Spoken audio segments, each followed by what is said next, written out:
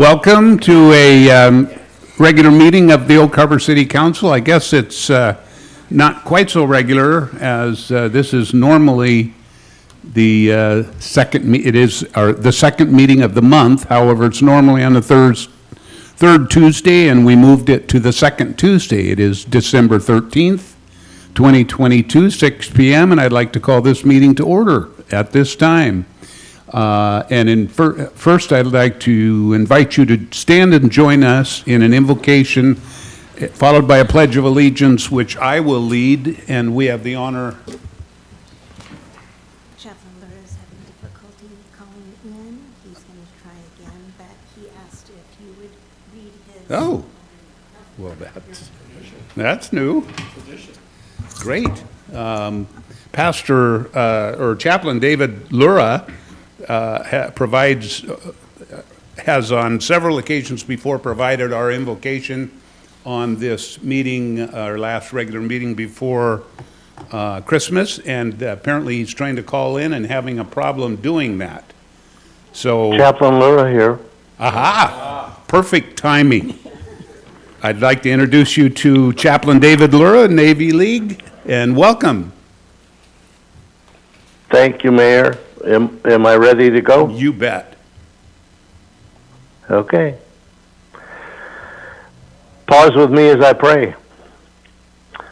'Twas 13 December in 2022. It was council meeting night. The mayor and his city council members gathered as was right to take up the agenda of Oak Harbor, this great town. The work was tedious at times, faced with smiles, not a frown. For the reason it did lend itself to happiness and cheer, as all who gathered set the tone for loved ones far and near. There were public grants to announce to celebrate the season, for 'tis an exciting thing to do, as we need no other reason. The agenda called for action on ordinances that need amending regarding sprinklers, plus some other plans that always means some spending. So I call upon you, gracious God, to bless this hallowed hall and each one gathered here to work for the betterment of all. May your presence and your providence guide our actions and our fun. As the words of Tiny Tim, God bless us, everyone. Amen.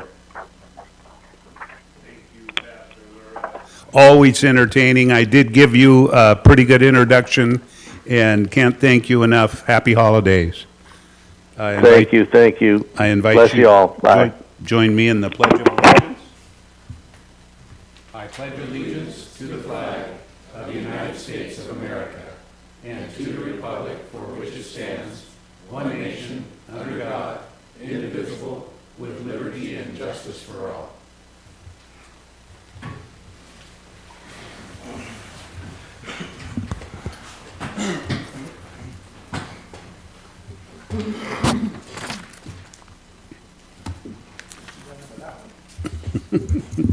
So tonight's meeting is being streamed live on YouTube and Facebook, and will be broadcast on cable channel 10, HD 1090 following the meeting.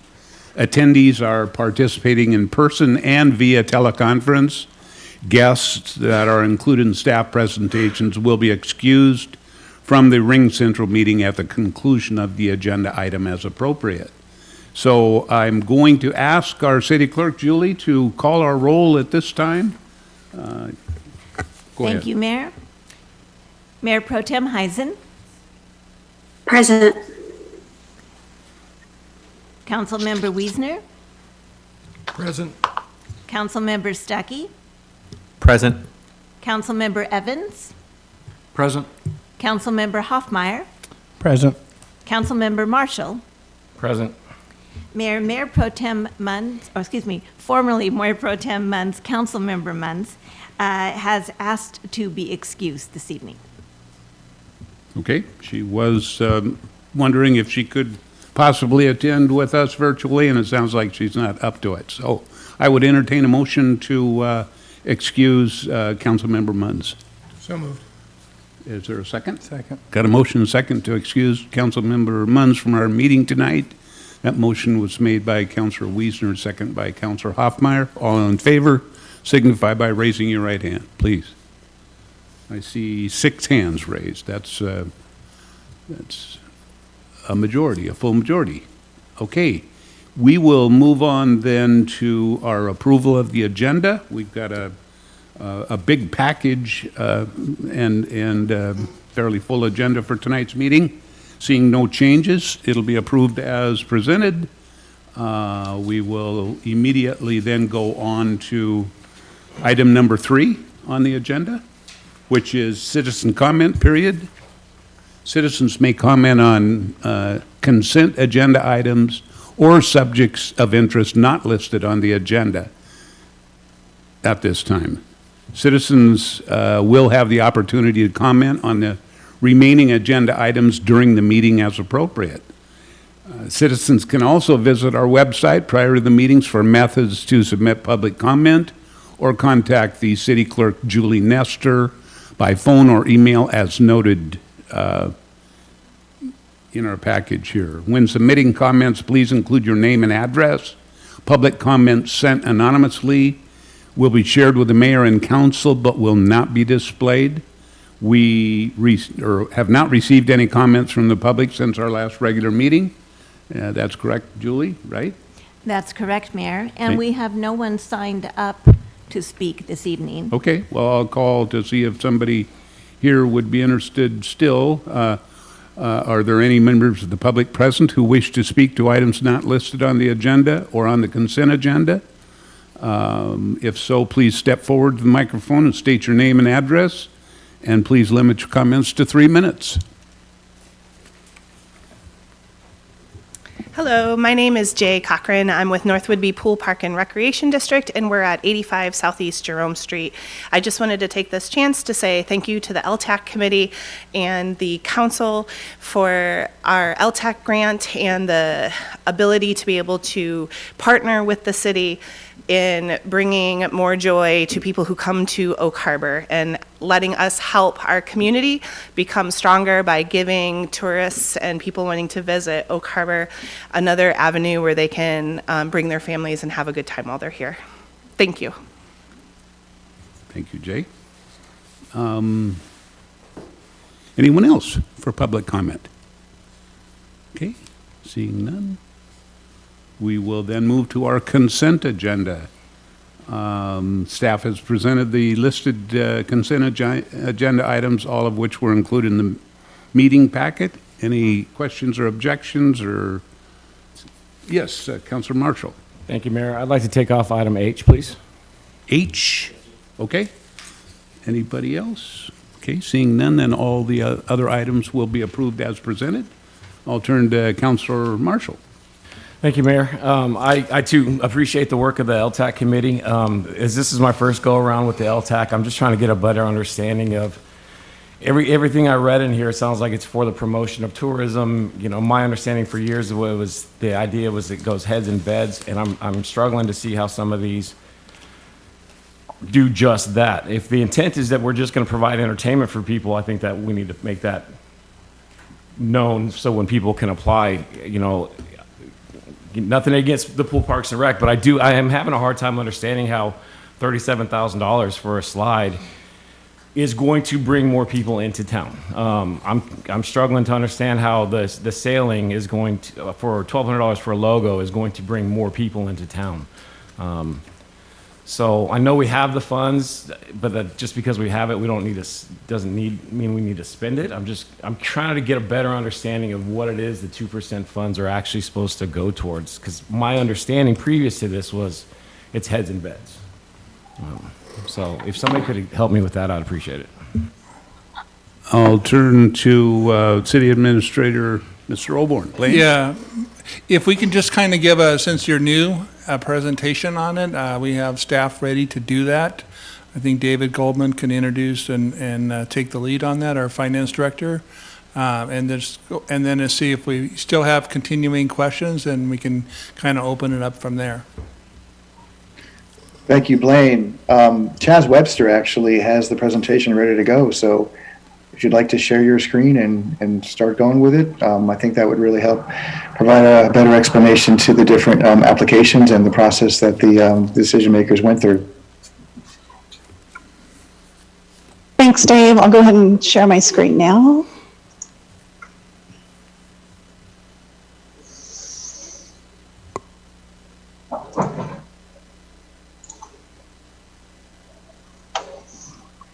Okay, can everybody see the presentation all right? I think so. Looks good here. Yes, okay. Perfect, thank you. Looks good on my end. Thank you. All right, good evening, Mayor, Council, and staff. I am Chaz Webster, Finance and Performance Analyst, and tonight I'll be presenting the Lodging Tax Advisory Committee recommendations for 2023 Lodging Tax Grant Awards.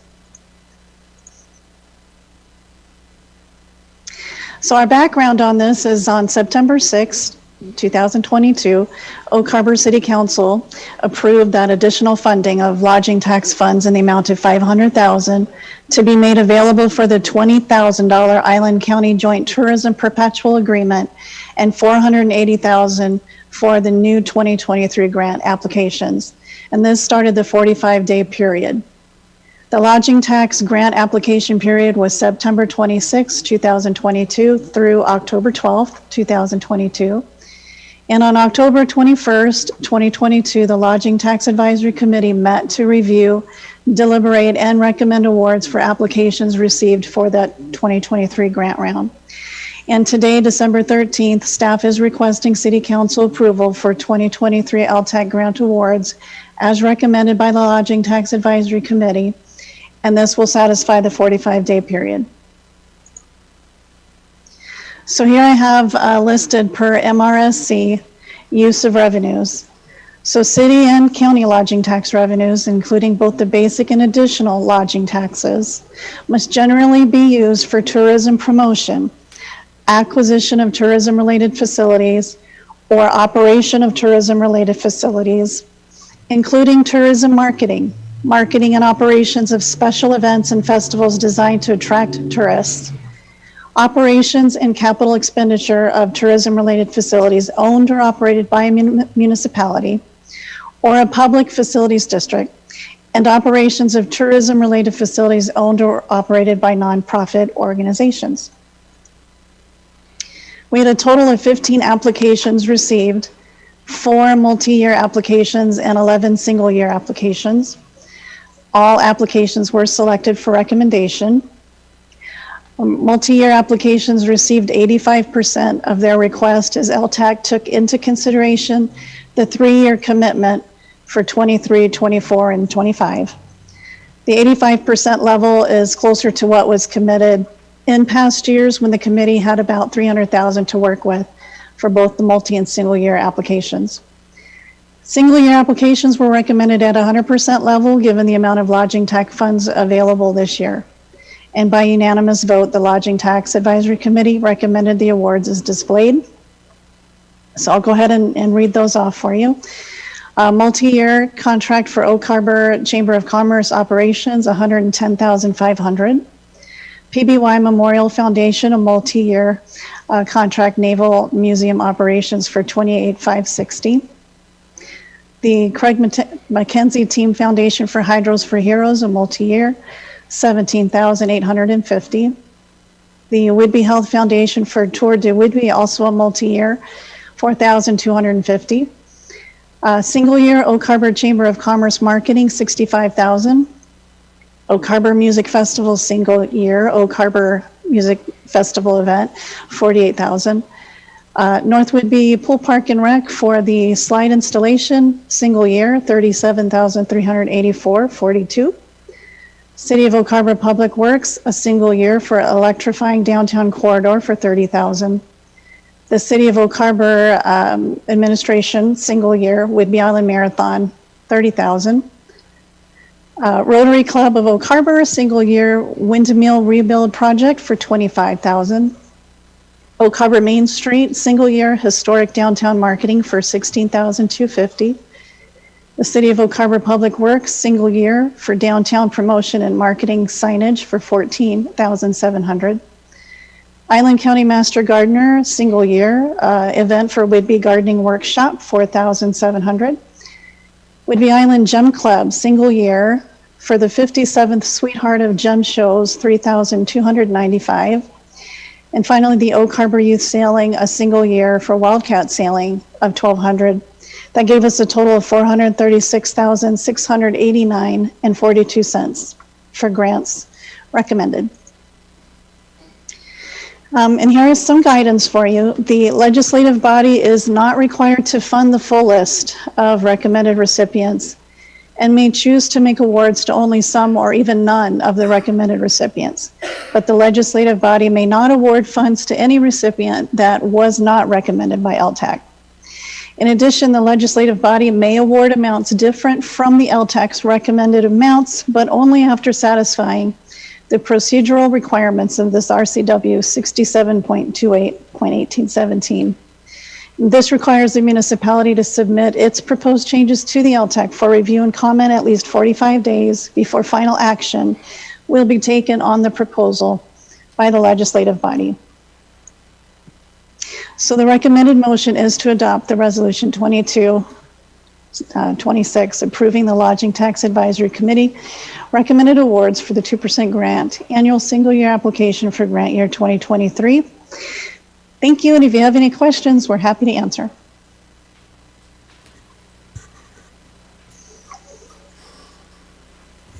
Councilor Marshall. Thank you, Mayor. Chaz, could you put that RCW back up, please? Sure thing.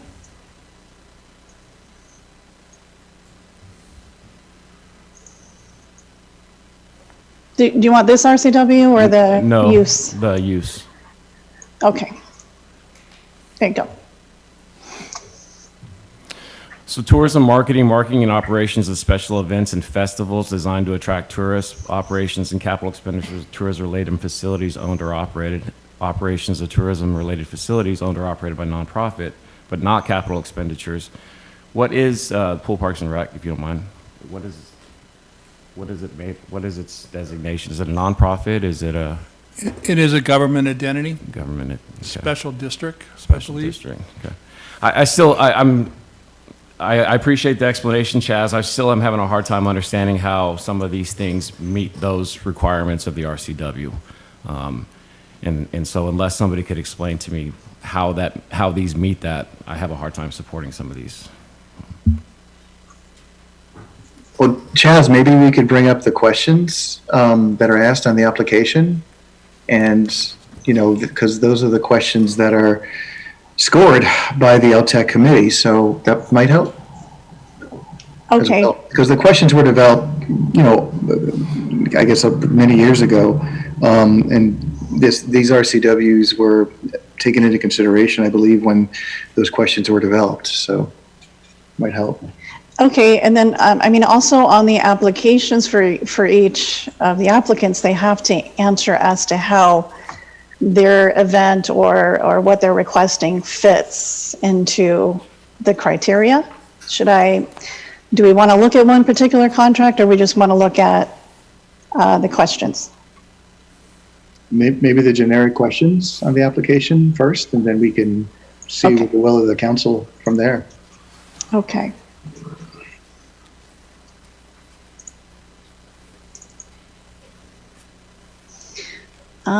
Let me grab this one real quick.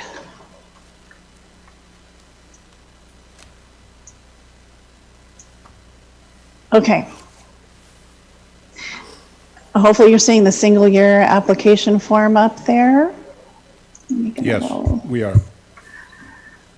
Okay, so the applicant has to fill out, of course, this information regarding who they are and what they're requesting, what did they receive last year. And then under the tourism promotion, they have to identify what is it that they're asking for and what criteria would it fall under. And then here they have to describe the promotion and marketing plan of the project, specify how the proposed marketing promotion plan will reach visitors 50 plus miles away or coming from another state or country. Explain how the project has the potential to increase overnight stays in Oak Harbor. explain how funding the project will provide an economic investment or general benefit to the city, describe the project activity, including a timeline of the event and all important dates clearly marked, demonstrate the project focus on the shoulder season, and you're noticing the points here also associated. Please provide attachments of the previous year post-project requirement attendance data and explain how that information was collected. Of course, for new applicants, they'll have to explain how this attendance data, or what this attendance data at the end of their project. And then demonstrate the applicant's history of organizational and project success. And so these points then are assigned from each of the LTAC members as to how their answer best fits that particular category.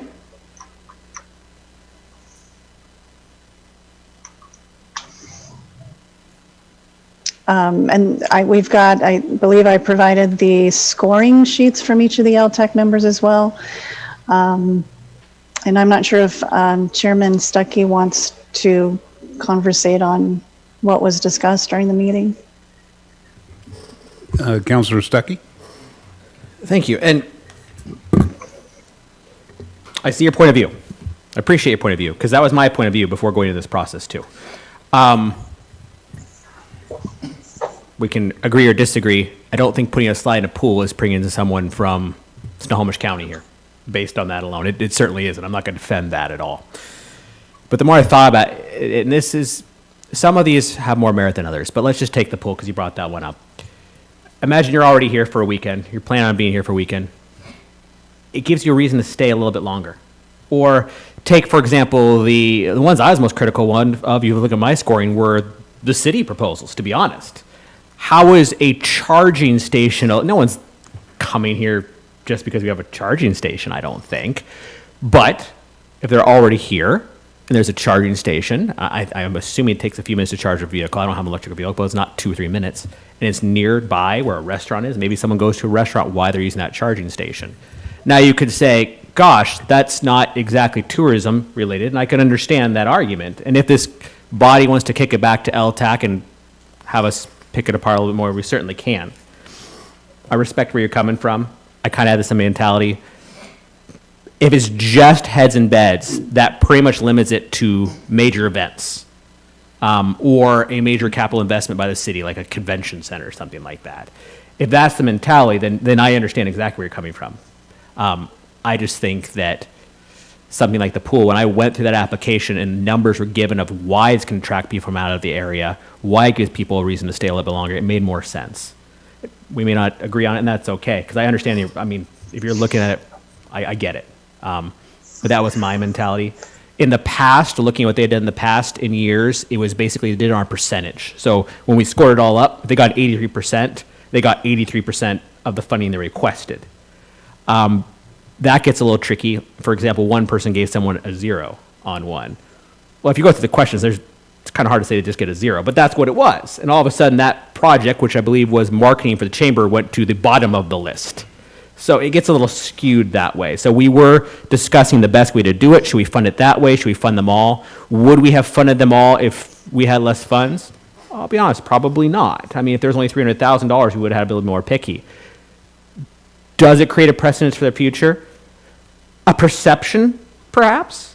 I could understand where, why not, if you have a football group, why not put some money into something related to that and make the argument that could be partly tourism. So I get that as well. But just because we have the money in the future doesn't necessarily mean we always have to give this amount, and we won't. It's not sustainable.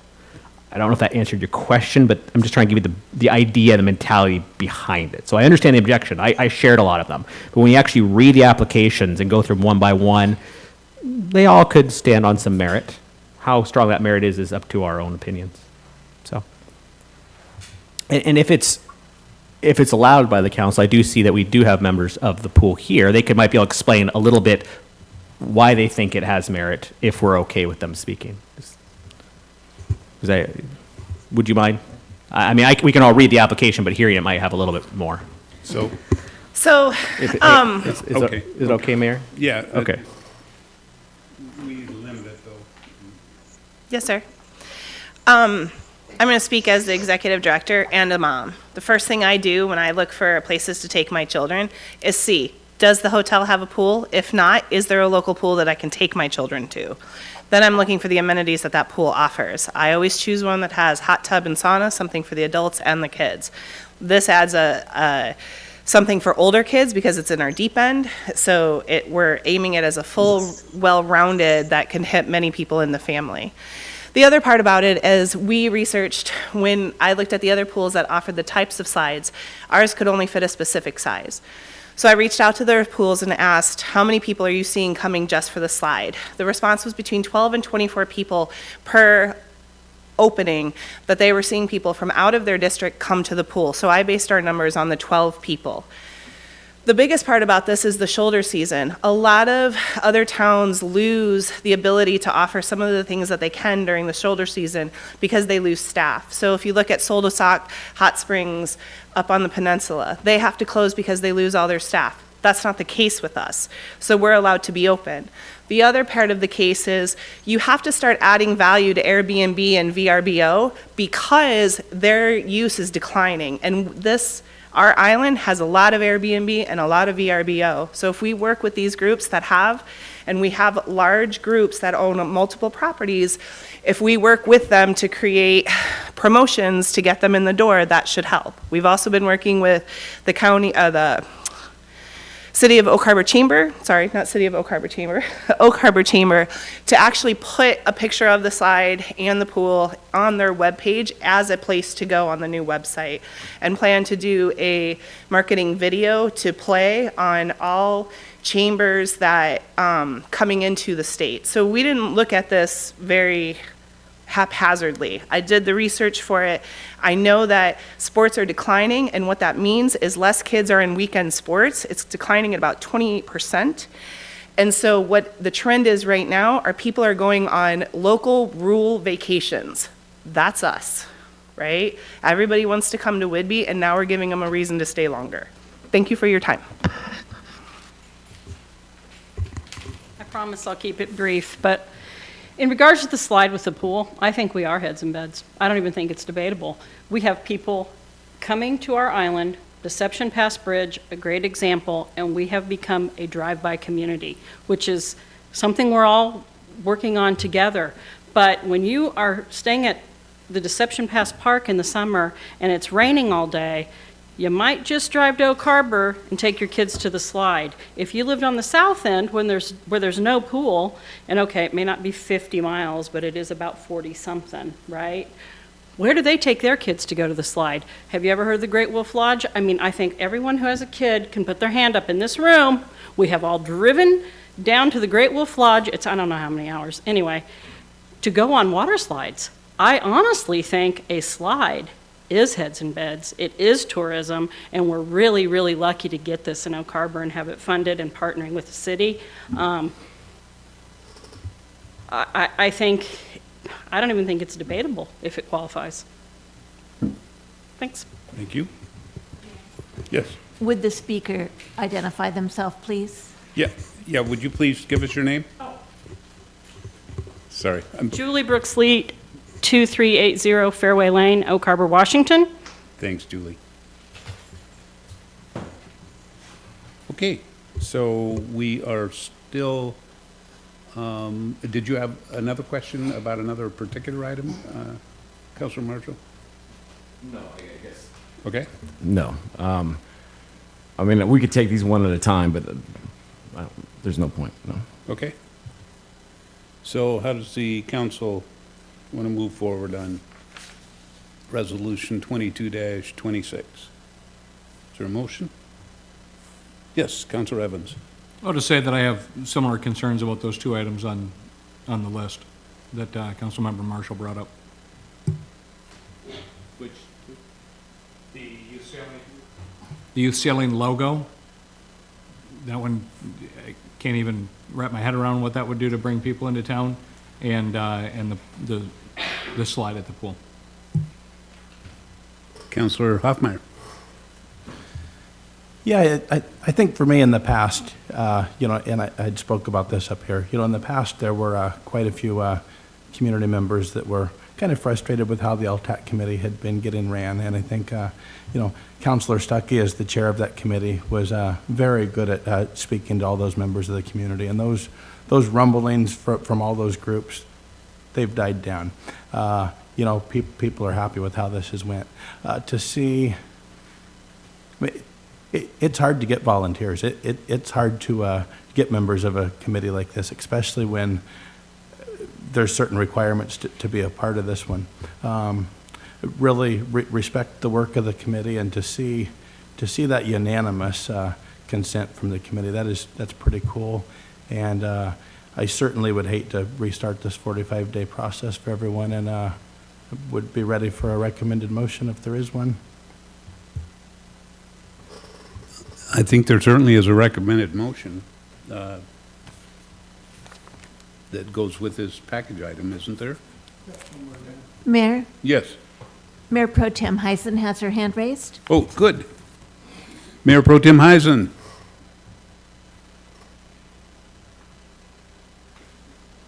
Thank you, Mayor.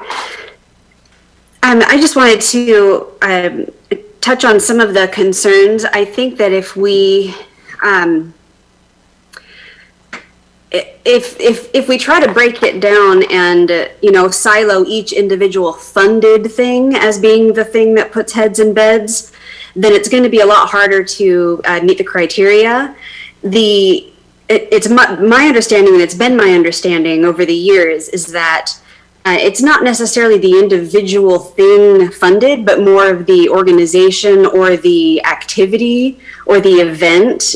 Obviously a new logo or a new website isn't going to bring people to town, but updating and modernizing marketing and promotion and materials, that is all promotion, marketing, materials, operations, that's all part of the criteria. And anything that assists in the marketing or the promotion, whether that's something like, an updated logo or something, anything that assists the organization or the event that fits the criteria, it would qualify. So, nobody's saying a logo is bringing people to town, but they're saying, hey, updating our look and our marketing would help the organization that has already demonstrated that they bring people to town. So I think that if we kind of, bring up our, expand our, excuse me, sorry about the cat, but if we kind of expand our view or raise our view a little bit, then the minutia makes a little more sense. Sorry. Having said that, the application does require each applicant to justify their request and back it up with numbers. They're required to keep track of numbers throughout, every year, so that they can actually prove, hey, this is how many people showed up, blah, blah, blah. And there's a copy of the blank application in our packet, but the having in our packet the actual completed details so we can see those numbers, I think would be really helpful in future. I trust that the LTAC committee, went through all of those details. So I'm comfortable with the funding, and I'm not sure if I did a very good job of explaining, but when it comes to anything that assists the events or the organizations with promotion and marketing, then, I think that the argument can be made that it all fits. So with that, I move to approve Resolution 22-26. Second. Okay. So we have a motion to approve Resolution 22-26. Motion made by Mayor Pro Tem Heisen and seconded by Councilor Hoffmeyer. Any other questions or, yes, Councilor Stuckey. I just wanted to thank Mayor Pro Tem Heisen. That is an excellent point. I mean, I have looked at every single application, and I've seen the justification for each one, and I guess I'm coming to, like I was saying, a little bit different eyes. And so I do definitely think it would be helpful in the future to make sure that it all is all in the packet so we can see each and every item and the justification for it. Because when you're just looking at that and amount, I agree, it does look a little more fuzzy than if you look at each question. Each question, I mean, all of these, even I'm looking at the Wildcat sailing one, I mean, there's multiple paragraphs for each question. So I do agree that in the future, it would be nice to have that in there as well.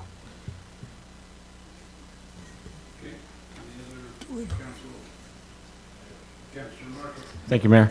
I'm going to just publicly encourage then all youth athletic or youth football, baseball, soccer to all apply.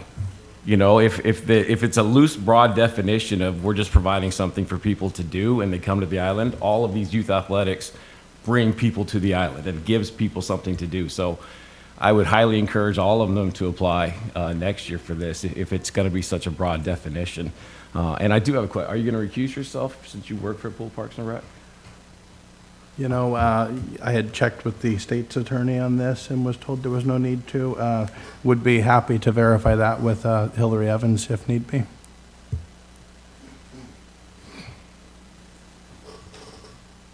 So I guess we do have a question about whether Councilor Hoffmeyer should recuse.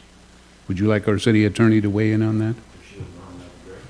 Okay, Hillary, are you out there with us? She's here now. I'm here, and I'm not trying to understand the conflict, so if you want to walk me through.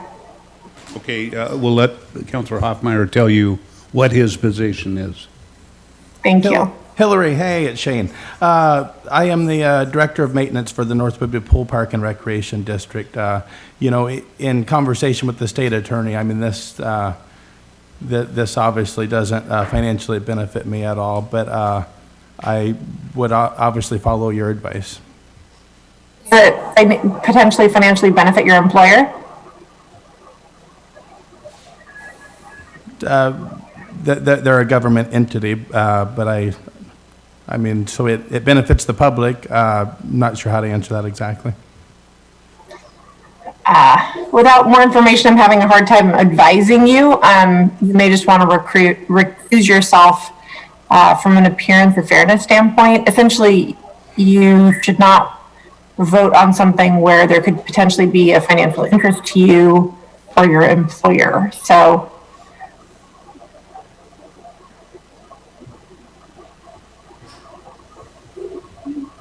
Okay, back in your court, I guess, at this point.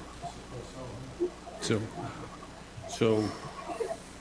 we will move forward with the vote then at this time? Should we get a new second then?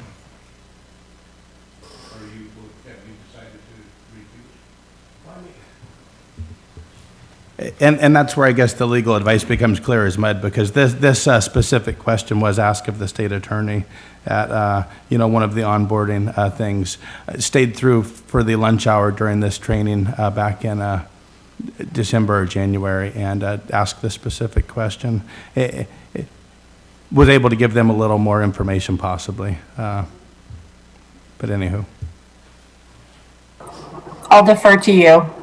You know more about the situation than I do. You're going to move forward? And okay.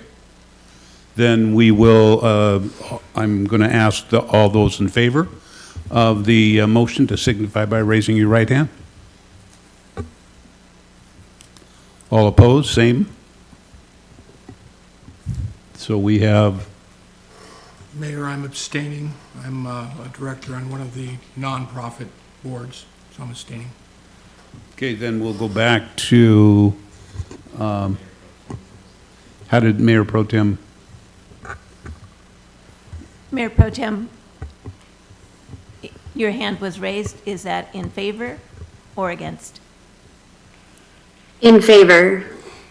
Okay, Thank so you. that, we have 1, 2, 3 in favor and 2 opposed.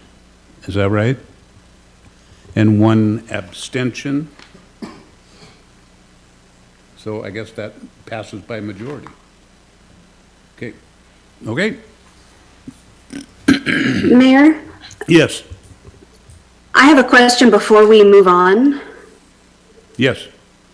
And maybe this is a Hillary question. I didn't want to interrupt the previous conversation, but her question about abstaining and her question was, would the decision financially benefit your employer? I think that I would appreciate maybe drilling down on that definition a little bit, because a lot of the things we vote on, whether, one of us works for a developer, one of us works for a real estate firm, so when we're deciding things like development fees and sprinklers, things that affect real estate or housing prices or sale, a lot of the stuff that this body votes on could potentially financially benefit some of our employers. So, and several of those things are actually on tonight's agenda. So I think that maybe some clarification on that. I realize that I'm totally putting Hillary on the spot here. But I think that we're in store for a lot of abstentions if we don't get a little more detailed guidance, if that's okay, please, and thank you. Sure. Most of the time it relates to a contract, and essentially the RCW prohibits any council member from voting to approve something that would financially benefit themselves. Contracts being the most obvious, you'd have to abstain if a contract was awarded to, say, your employer. The situation that you're talking about gets grayer and more remote and murkier. The RCW gives you some guidance, but when it comes down to brass tacks, a lot of times, if you can issue spot it before the meeting, it's best.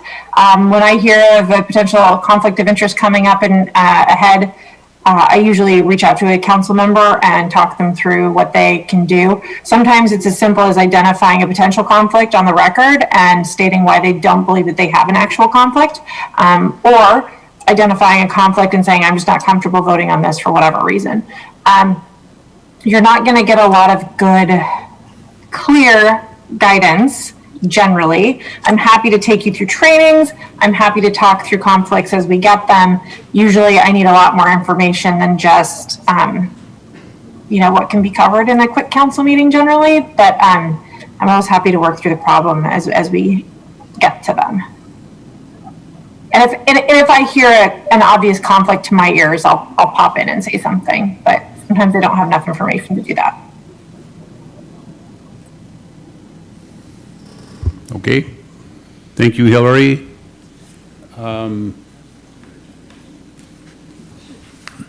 So I want to say thank you to Councilor Stuckey for agreeing to step in to this LTAC position from his council seat. It was his first year, a lot to learn and a lot of questions.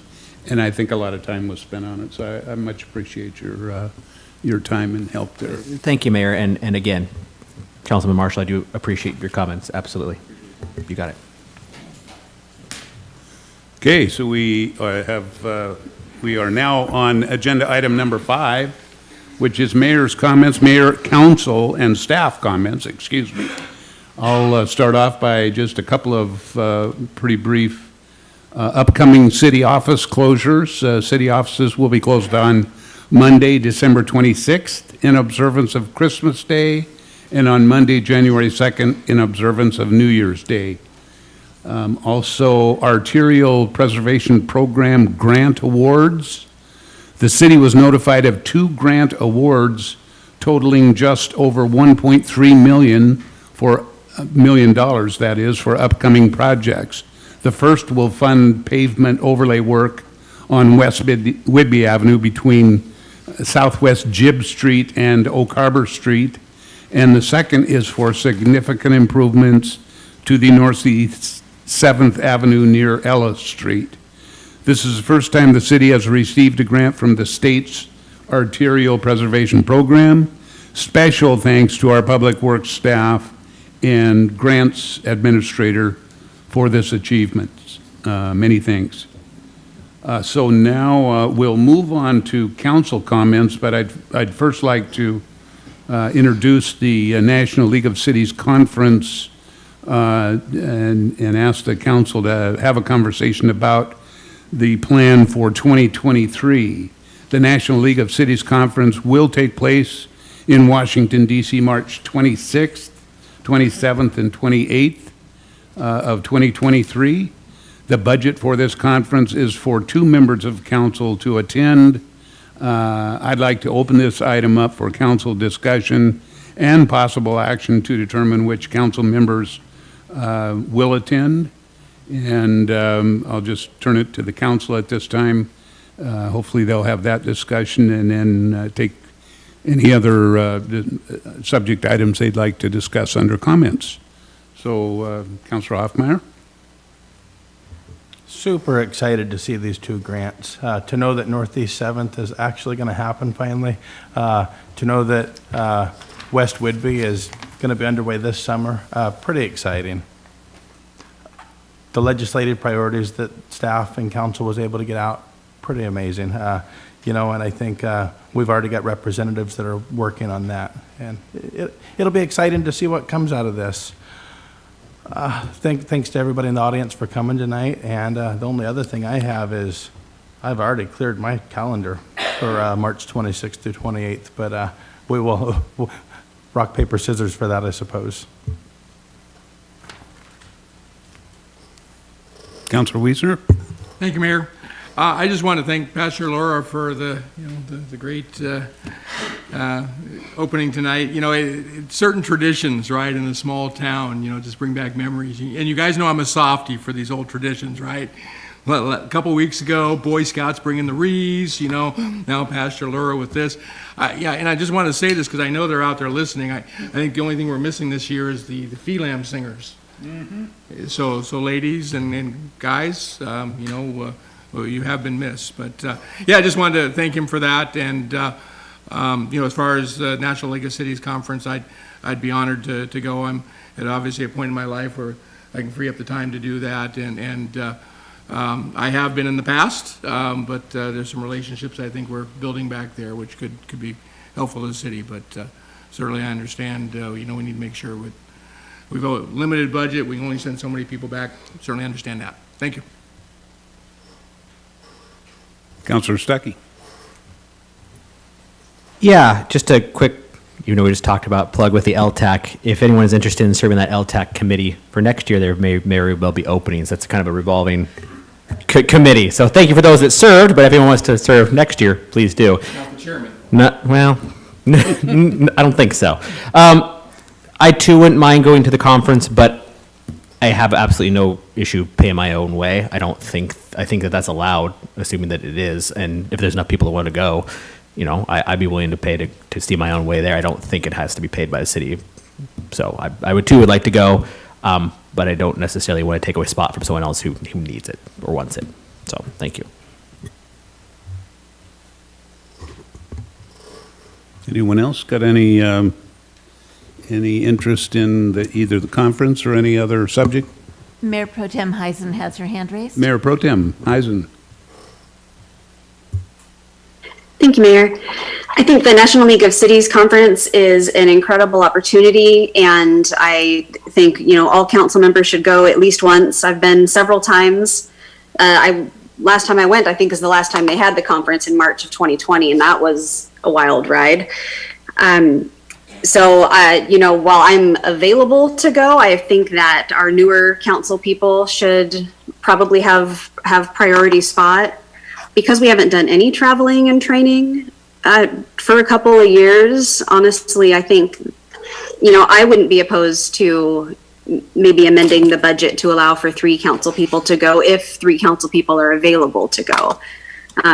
But if not, there's lots of local opportunities throughout the year as well. So fully support if, Hoffmeyer and Stuckey and Wiesner want to go. And I think that you guys will learn a lot and have a really good experience.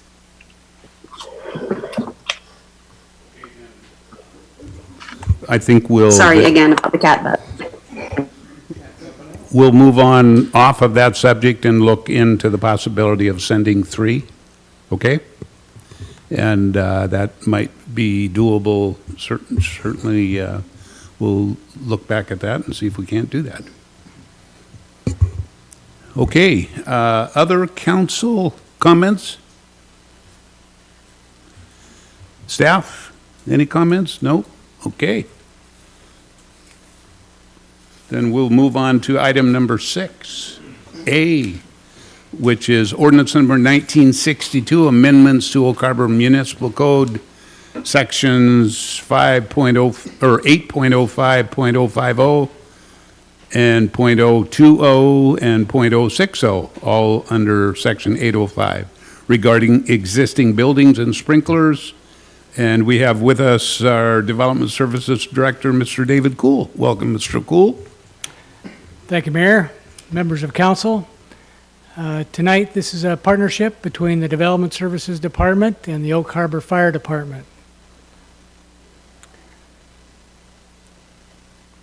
These are two text amendments, two areas of code to change. The first one is the Fire Code, section 805.050 and 805.060. And then the next section we'll change is the existing building code, 8.05.020. First area, the fire sprinklers, section 805.050 and 805.060.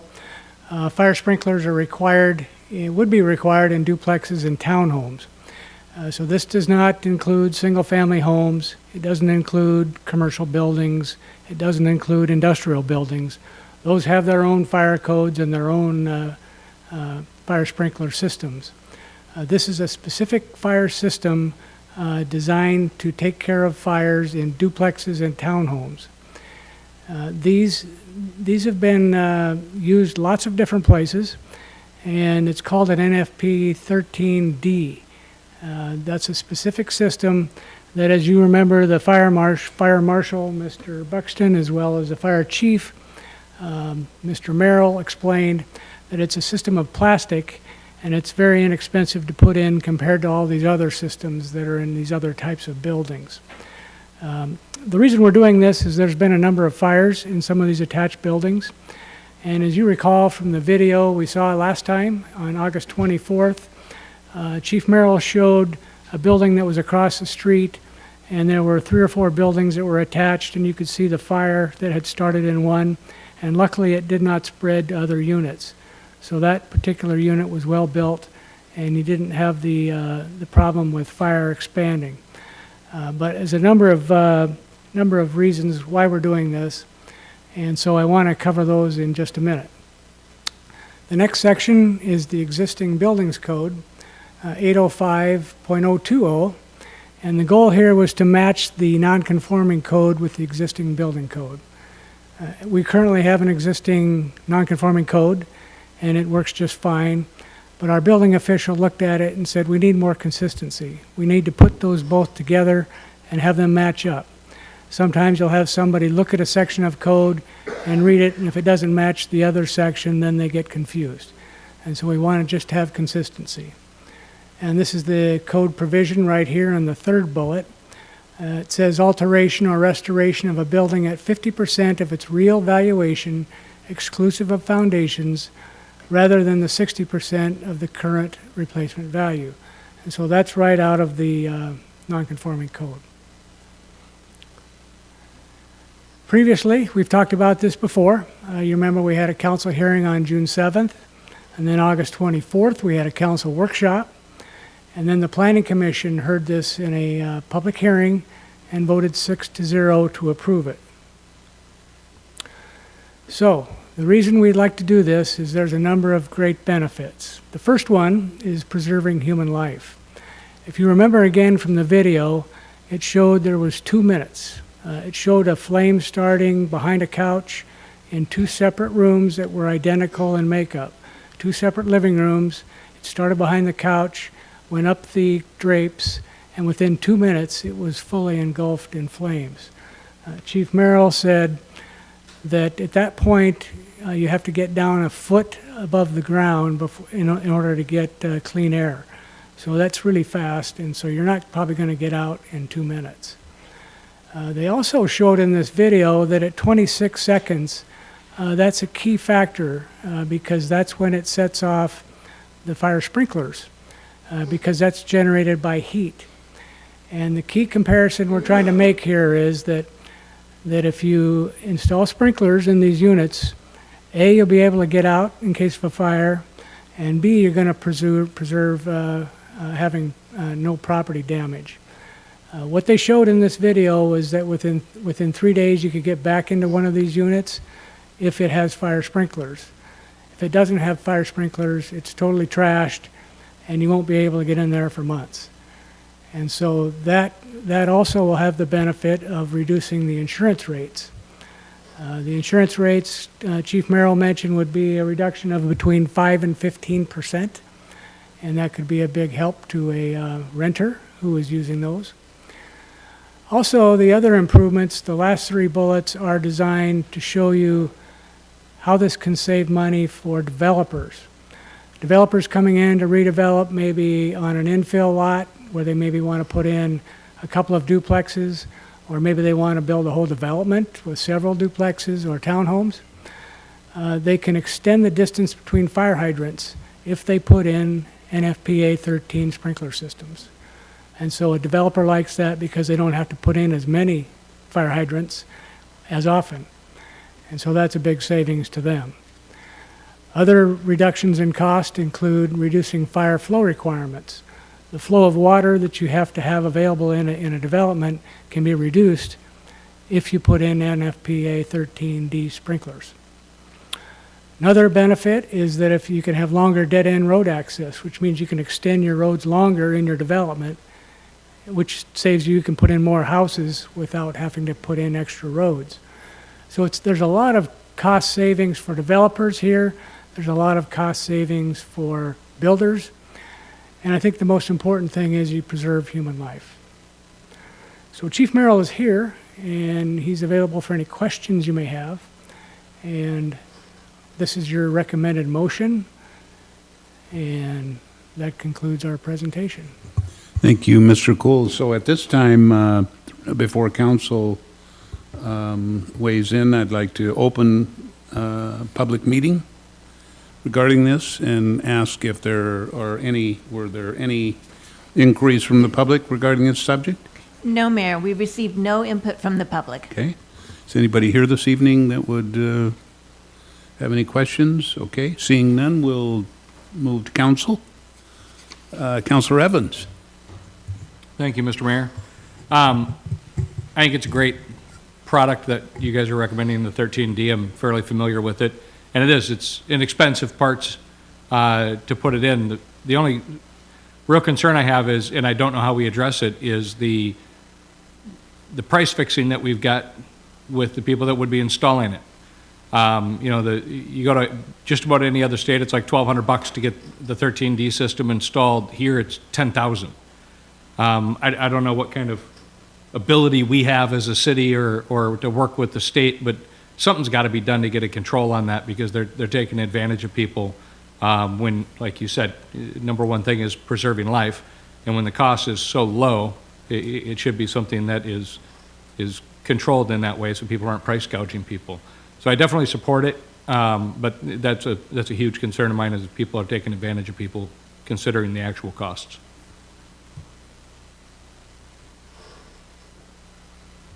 Other? Yes, Councilor Wiesner. Thank you.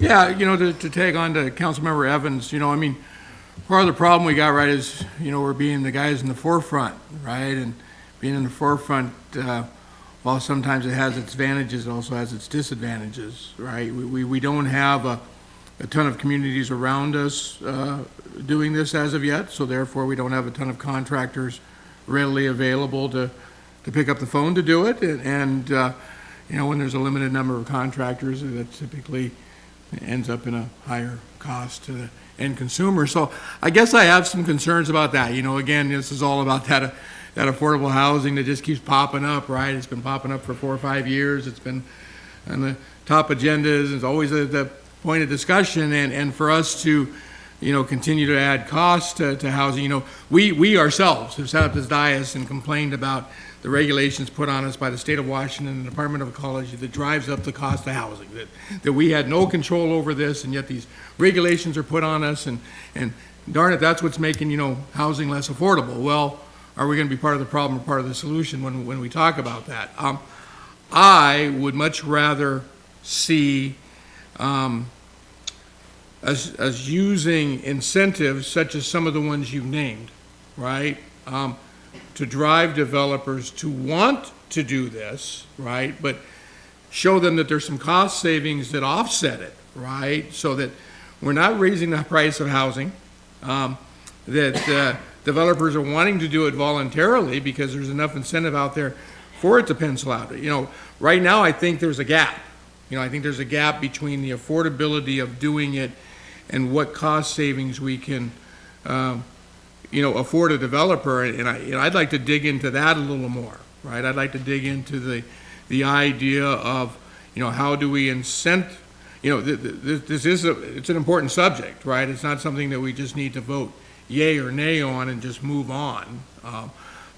Because, you know, if we vote no, well, we're not, you know, doing our due diligence here, because there's got to be a way to make this work. And, you know, if we can save life and not drive up costs, there you go, right? Problem solved. If we say yes, we do have to talk about a few other things, such as, you know, this isn't a military community. We've got military folks who leave the community for 6 months at a time. And right now, they're able to turn off their water to their home during that time and not experience a $200 a month bill while they're gone. And same thing with landlords, right? The landlords are able to, if they have a home vacant for a while, they can shut the water off.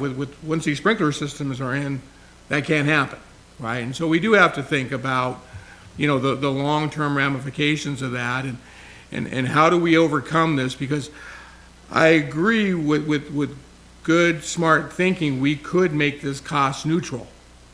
I just don't know that we're there yet. Thanks.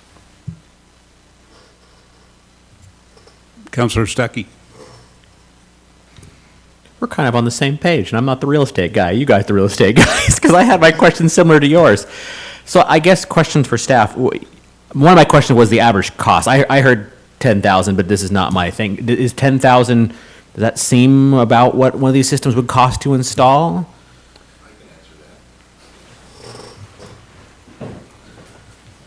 If you don't mind. Okay. So let me back up just a little bit to try to answer Mr. Evans and Mr. Wiesner's questions as well. You're right. It's too darn expensive. I totally agree 100%. Absolutely. You're not going to get an argument from me. In fact, I would argue the opposite way to try to get those costs down. Years ago, it was about 85 cents a square foot to put in a fire sprinkling system. Plumbers, licensed plumbers, could license with the state of Washington to install a 13D system. You didn't have to be a standalone contractor in order to put that system in. We had 2 companies on the island that were doing fire sprinkler systems between 85 and $1.35 a foot. They got out of the business because there wasn't a high demand for it, for the cost that they had to pay to get their license annually from the state of Washington. Again, they could go back in and get relicensed. Chief Buxton has worked with developers in the past in order to make what the developer wanted to do a reality by sprinkling the buildings. One had to do with access, one had to do with the amount of units on a site, the one that had to do with poor topography that our fire engines couldn't get to, where we could put fire sprinklers in. We know that the average cost right now from somebody from Seattle, Snohomish, Bellingham, Kirkland is $350 to $450 a square foot. And the question I've posed to them is that $3.50 a square foot on the total building size or of the sprinkled size of the building, which is a difference. Because you could have a 500 square foot garage that there is no sprinklings in. Why am I paying $3.50 for nothing? So we've never got a clear answer from sprinkler contractors to that number. But it's always been $350 to $450 a square foot. And I agree, Mr. Evans, that there's companies that have sprinkler heads that you can buy for $5 or you could buy for $25. And it all depends in the area of the country that you live in, what kind of price tag you're going to see. And again, I agree that the cost here locally, we're getting gouged. I don't disagree with you 100% at all. I think that's something that we need to work on to see if there's a way we can get those costs down. But again, We have to look at travel distance for those companies, how long is it going to take to put the system in. If the licensed plumber that's putting in your plumbing system would be licensed to put in a fire sprinkler system, that would drive that cost down as well. So there are some trade-offs or trade-ups. Chief Buxton has worked with developers because of access and said, if you sprinkle it, you can do this instead of this. So we have tried to work with developers to make it work. To your question, Mr. Wiesner, as far as making it non-mandatory but usable and workable. So that has occurred as well. So, anything else I can answer for you? Is this common in other municipalities around us, or is it not?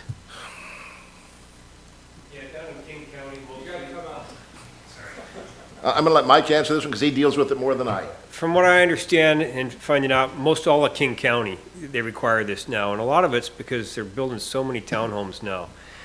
These communities, you don't see them clearing trees and then putting in single-family residences. They're putting in townhomes. And the plans that I've been seeing coming across my desk are townhomes. They're not apartment buildings, not condominiums. People want townhomes. And I think the one coming up off the highway, there's 48 units getting ready to go in there. I haven't put my comments in on that yet because I can tell it won't work for us. So I want to see what can we do. Because I also have to go to the city and I have to argue the case that don't make the garbage truck the fire issue, you know, because we all have to be able to turn around in these things. I think the one that just came across the application, there's 48 units wanting to go in between SR 20 and Scenic Heights. Well, you have to have 2 access roads when you go over 30. Because these are considered single-family residences. So that means either sprinkling them all or punching through onto the highway. Now you're getting the state involved, and you're getting a busy intersection involved. So I just see more and more where we used to see that apartment buildings apartment buildings have to be sprinkled, and that's a 13R system. That's an expensive system. That's more than $10,000. But if they can get away with putting the townhome in with nothing, then that's what they're going for. And my main thing is life safety. I know we're looking at dollars and cents. What's $10,000, you know? I don't know if any of you have ever experienced a fire and how much your belongings are worth, but that's probably a pretty good deal for the end user, maybe not for the developer. I would hope that if this passes, if it doesn't pass, it doesn't pass. If it does, then some of the local plumbers will get on the bandwagon so they can compete a little bit on these projects.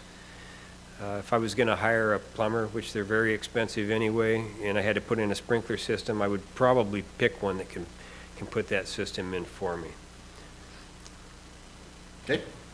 This may be a difficult question to answer on the spot. If you were to go back 5 or 10 years, do we know of any lives lost in townhomes due to a reason such as this? Yes, actually, yes. Okay.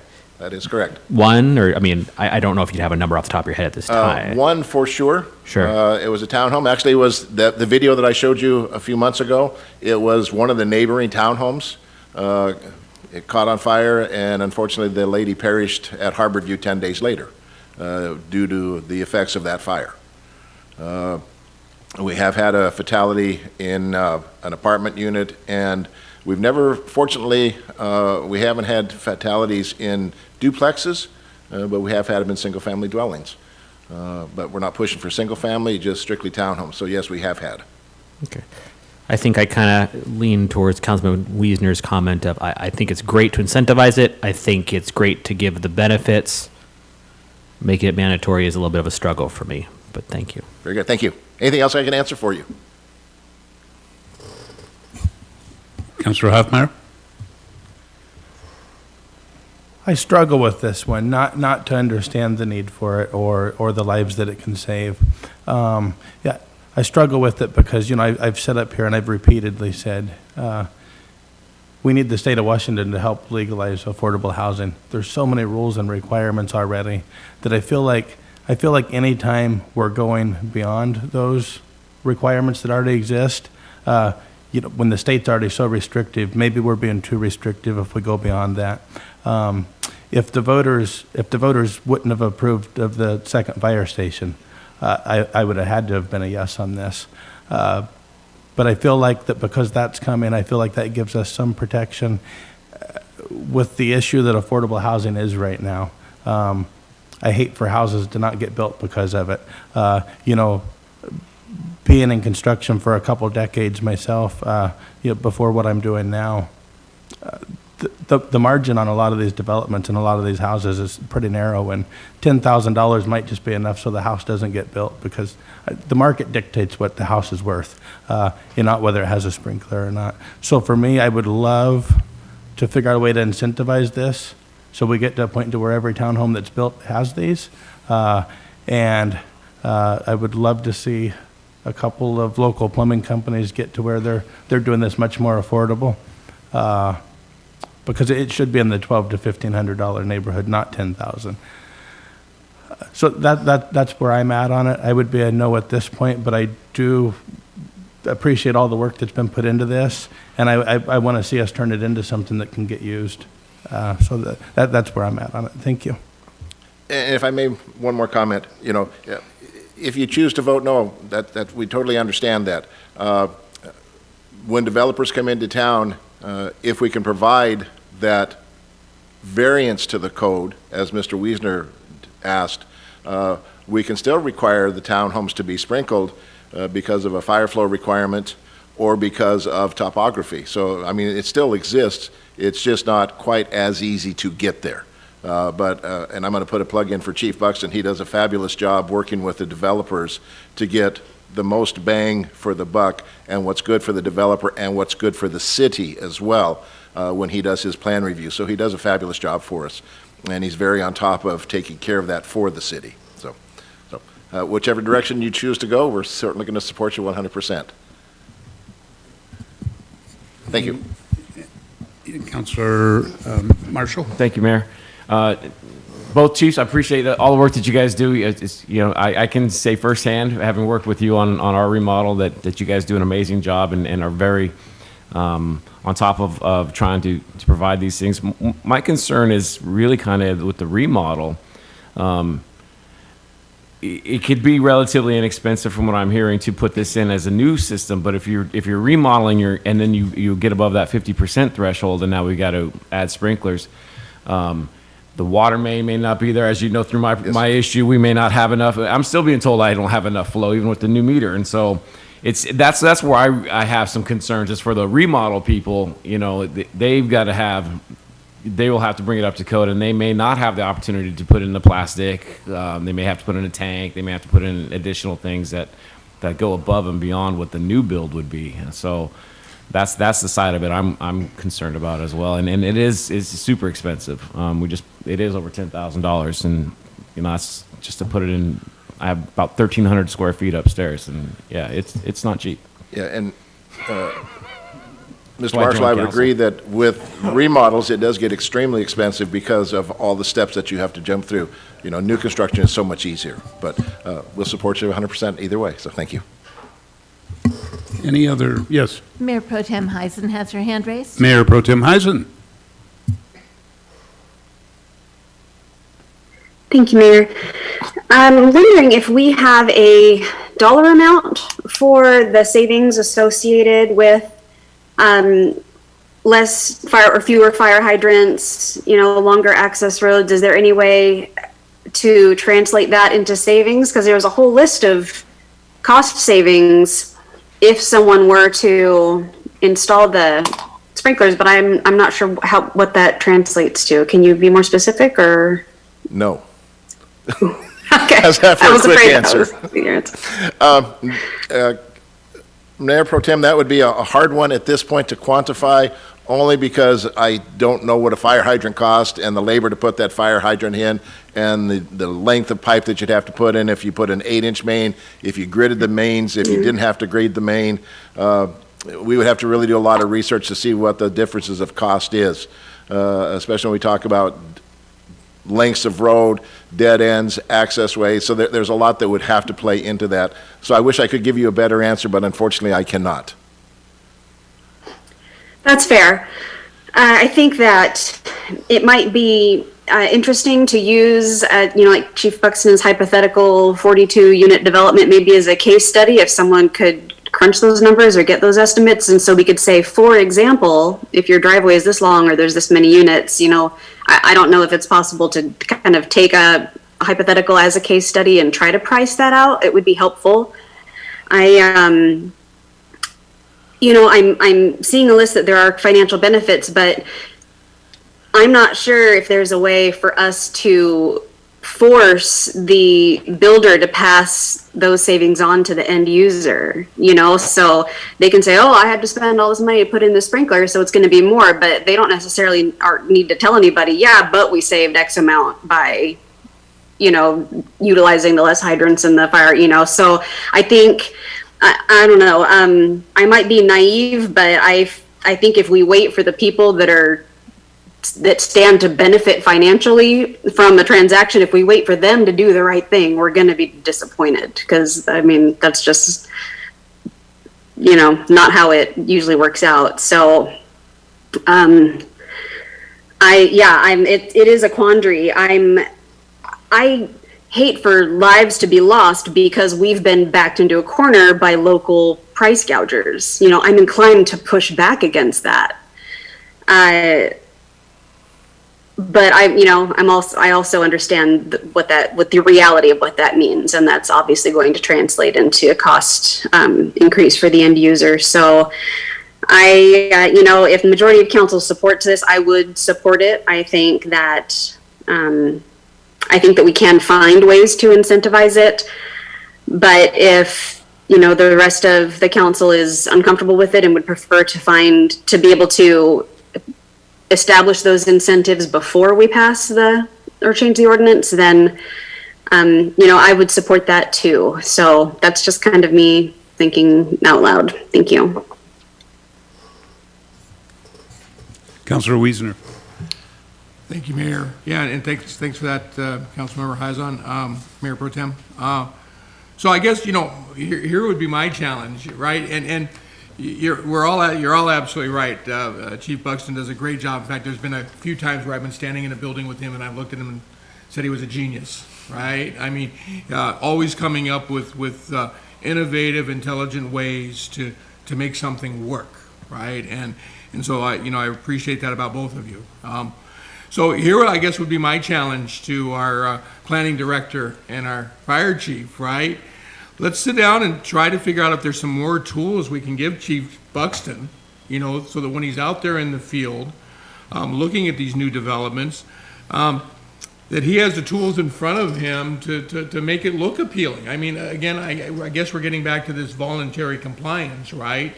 I think if we have enough incentives within our code or enough flexibility in our code, we could make this a no-brainer, right? Where anytime we're even beginning the conversation with a multifamily, we can start with, hey, this is going to be the least expensive route for you because these are the things that you would avoid within our code by going this route. And I think, I think we can meet that challenge. I think there's things within our code where we can show a little flexibility, not prevent any, not create any hazard or any life-threatening, and make it so that it seems like this is the only natural way to go. And that's the tact I would like to maybe take a look at. Again, like I said at the very beginning of this, even if this is a no, this is not a no, hard no, this is a no for now. This is something we need to pursue. This is something, obviously, you guys are the professionals. If this is something that you see that needs to happen in our community, we're here to support that. It's just, let's see if there's maybe a path we can get to so that it just makes natural sense. Make sense? Well, it makes sense to me. Yeah. And I will say, to one of your comments, Chief Buxton, when he gets the sets of plans in, he lists out all the potentials of what we can do, how we can get to yes, ways we can get to yes, and it may cost you here, but you're going to save over on the flip side of it. So Mike does a very good job of doing that. I'll take the $20 later. Okay. And he is a genius. And he does a good job at that. But he does do that, and he looks at the plans, and is there a good way that we can get to yes that's amenable to both sides? without having to have it codified in city code, but by the International Fire Code to meet the fire code requirements, even to the point of if the building is too large and we don't have sufficient fire flow, gallons of water per minute, we sprinkle that, we can drop that fire flow by 50%, which again means smaller hose or smaller pipes in the ground, less hydrants, and not have to upgrade or put a pumping system in to get the fire flow. So there are ways to get to yes. So we look at that each time we look at plans and how we can get there. So that might help you in your decision. Well, I just want to follow up, and I guess my comment is we want to make sure that we've got every available tool available, when he's looking at that, so that it just makes natural sense that anybody building a townhome or a multifamily would see the benefit in cost savings. Right. So I guess that's where I'm coming from. That's my challenge, I guess, to our planning director, right? Let's make sure we have the tools available.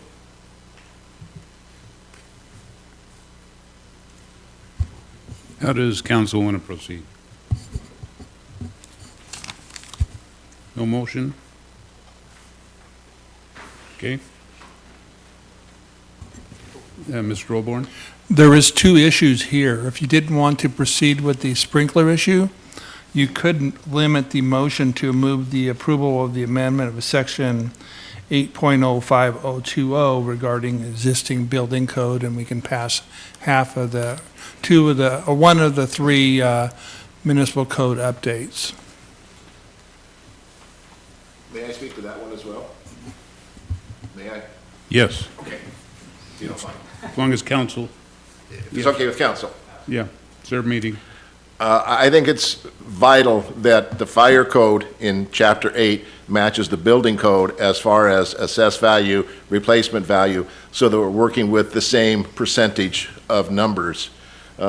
Because ours, when it says 60% of the valuation, means they have to bring everything up to full code. So it would be nice if those two matched each other. So I would really lobby for you to please pass that part of this request, just so that those numbers do match at the percentage levels. So that is 805020? Yes, Mayor. Okay, so if somebody wanted to make a motion, that would just, yes, Councillor Hoffmeyer. Oh, Councillor Heisen. Sorry, I'm not seeing that from, No worries. I was going to make the motion. I move to approve the amendment to the Oak Harbor Municipal Code, section 8.05.020. Second. we've got a motion and second to amend the Oak Harbor Municipal Code, section 8.05.020. That motion is made by Mayor Pro Tem Heisen, second by Councillor Stuckey. Any other questions or input? Seeing none, all in favor of that motion, signify by raising your right hand. That looks like it passes. I cannot see Mayor Pro Tem.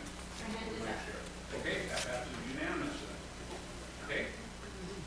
We will then move on, unless there are any other input or questions about that. It is now, I think. Yeah, sorry.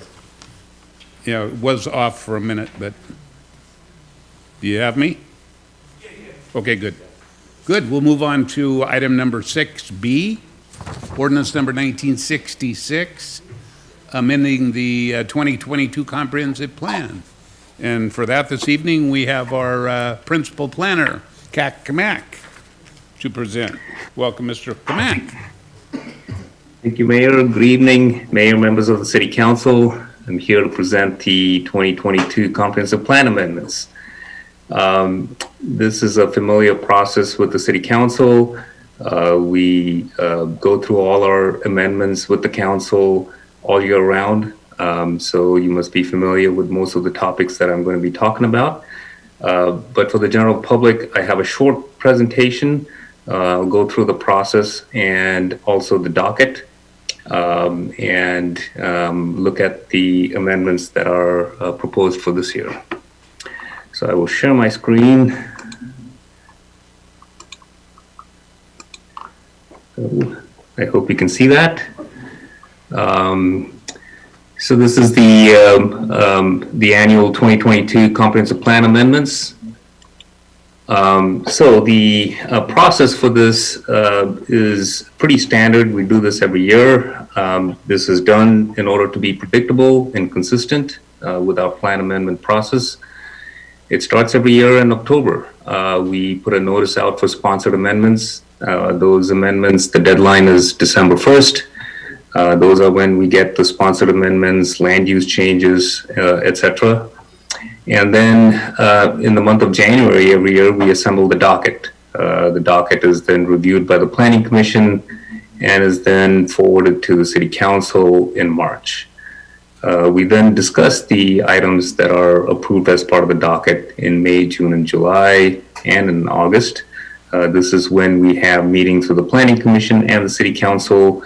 We discuss items in the workshop, and we kind of compile all of those for the year-end amendments. And in September, we do our usual noticing process and our SEPA checklist for the amendments. And then by October, we're drafting the amendments for the adoption process. In November and December, we're going through the public hearing process. The Planning Commission had a hearing on this in November at their November meeting, and here we are in December talking about the adoption, and we will follow this same routine again the next year as well. So the docket for the comprehensive plan has become a revolving docket, and I will go over some of the items that were approved as part of this year's docket, and I'll take the opportunity to also provide a little preview into what could be coming in the next year's docket, just because of some follow-up actions we need to do from this year's amendments. So we have the housing element that is on our docket, and as you all know, we adopted the Housing Action Plan, and we're implementing a lot of the actions in it. We completed the density standards earlier this year. We're in discussions about the SEPA thresholds, and we will have the multifamily tax credit program likely in the upcoming year. And so we will continue to be implementing the Housing Action Plan.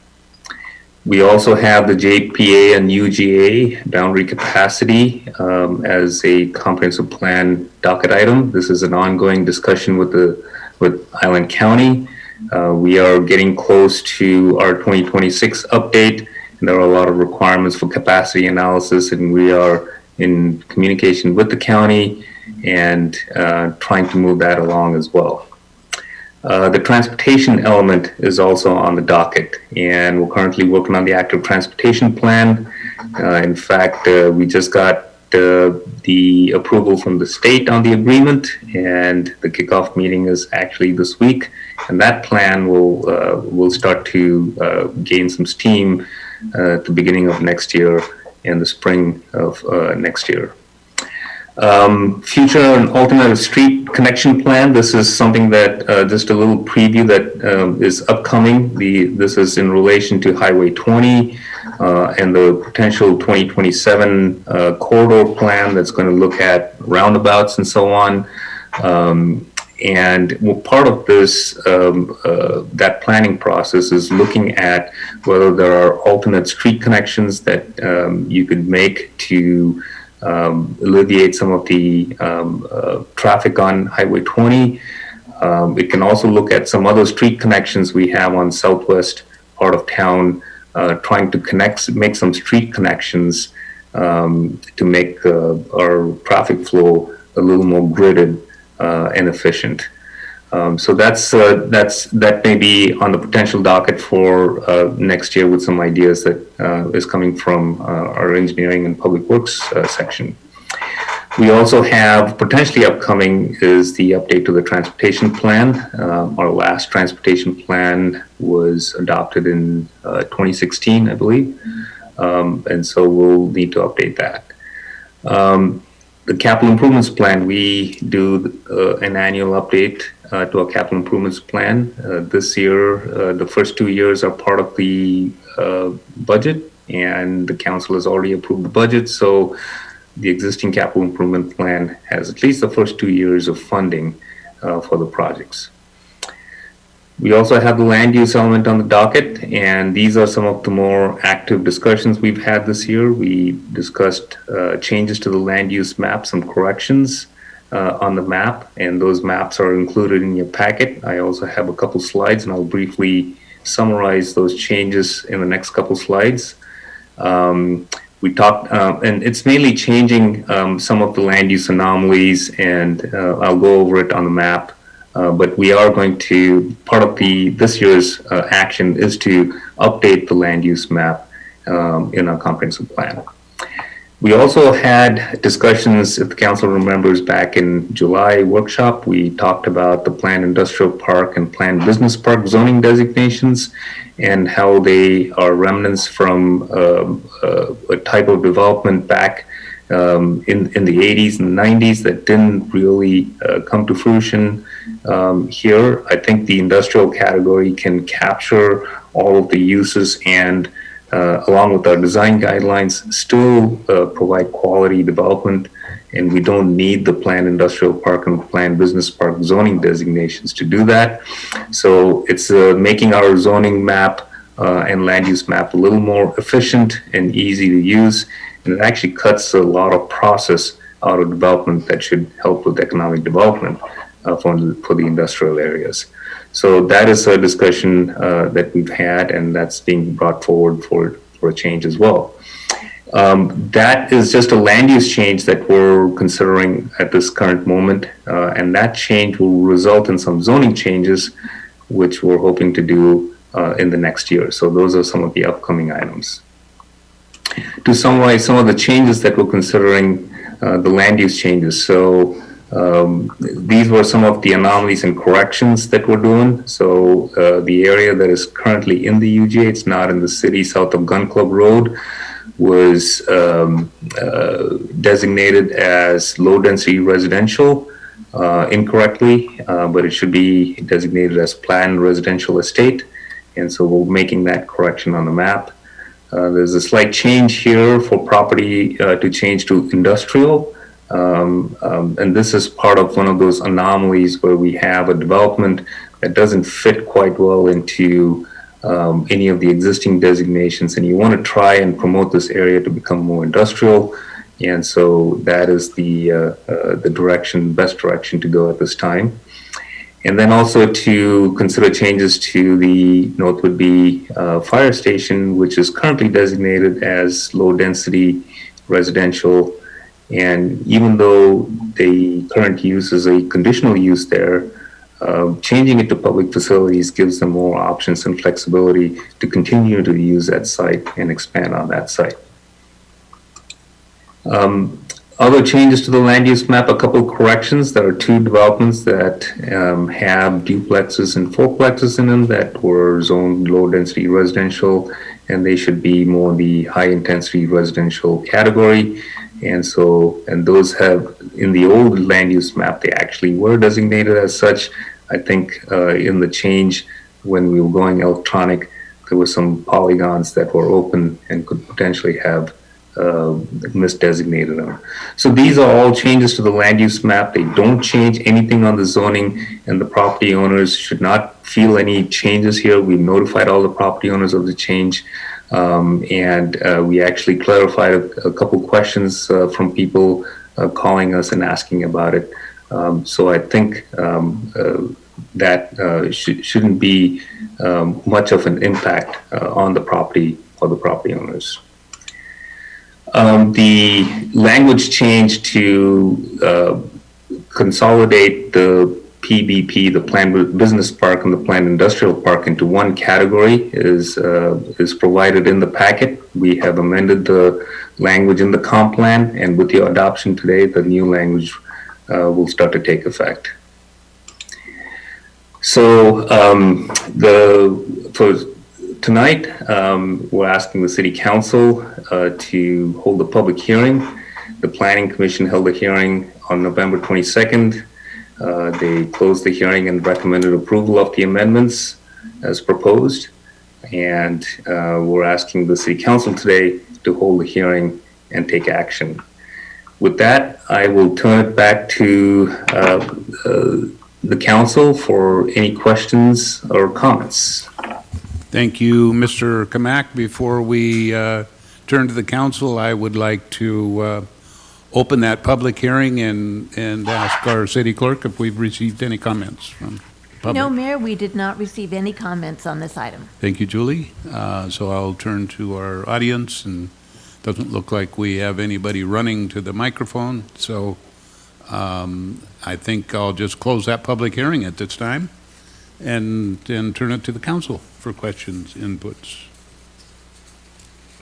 Councilor Wiesner. Well, I just wanted to comment, great job, CAC. 9 months, right? We go through this every couple of years, right? Or every year, right? And 9 months of work leads up to this, and I just wanted to recognize all your efforts. Certainly you drive this every year, and we really appreciate it, and we really appreciate how clearly you present it so that we can even understand it. Thanks much. Anyone else? Councilor Stuckey? Out of curiosity, we kind of oftentimes glance over things saying, and the Planning Commission approved it. Was there any comments that the Planning Commission had regarding the plan? Yes, they always have a lively discussion on the comprehensive plan. They talk about usually what items they want to consider in the next year's comprehensive plan. So I can't recall any specifics that came up, and maybe David can help me out if he remembers anything specific that came from the discussion. Yeah, Mr. Cool has to come to the mic. Okay. But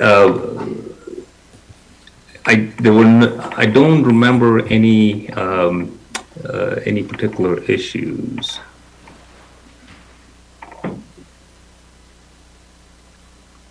I think we're looking for Mr. Cool.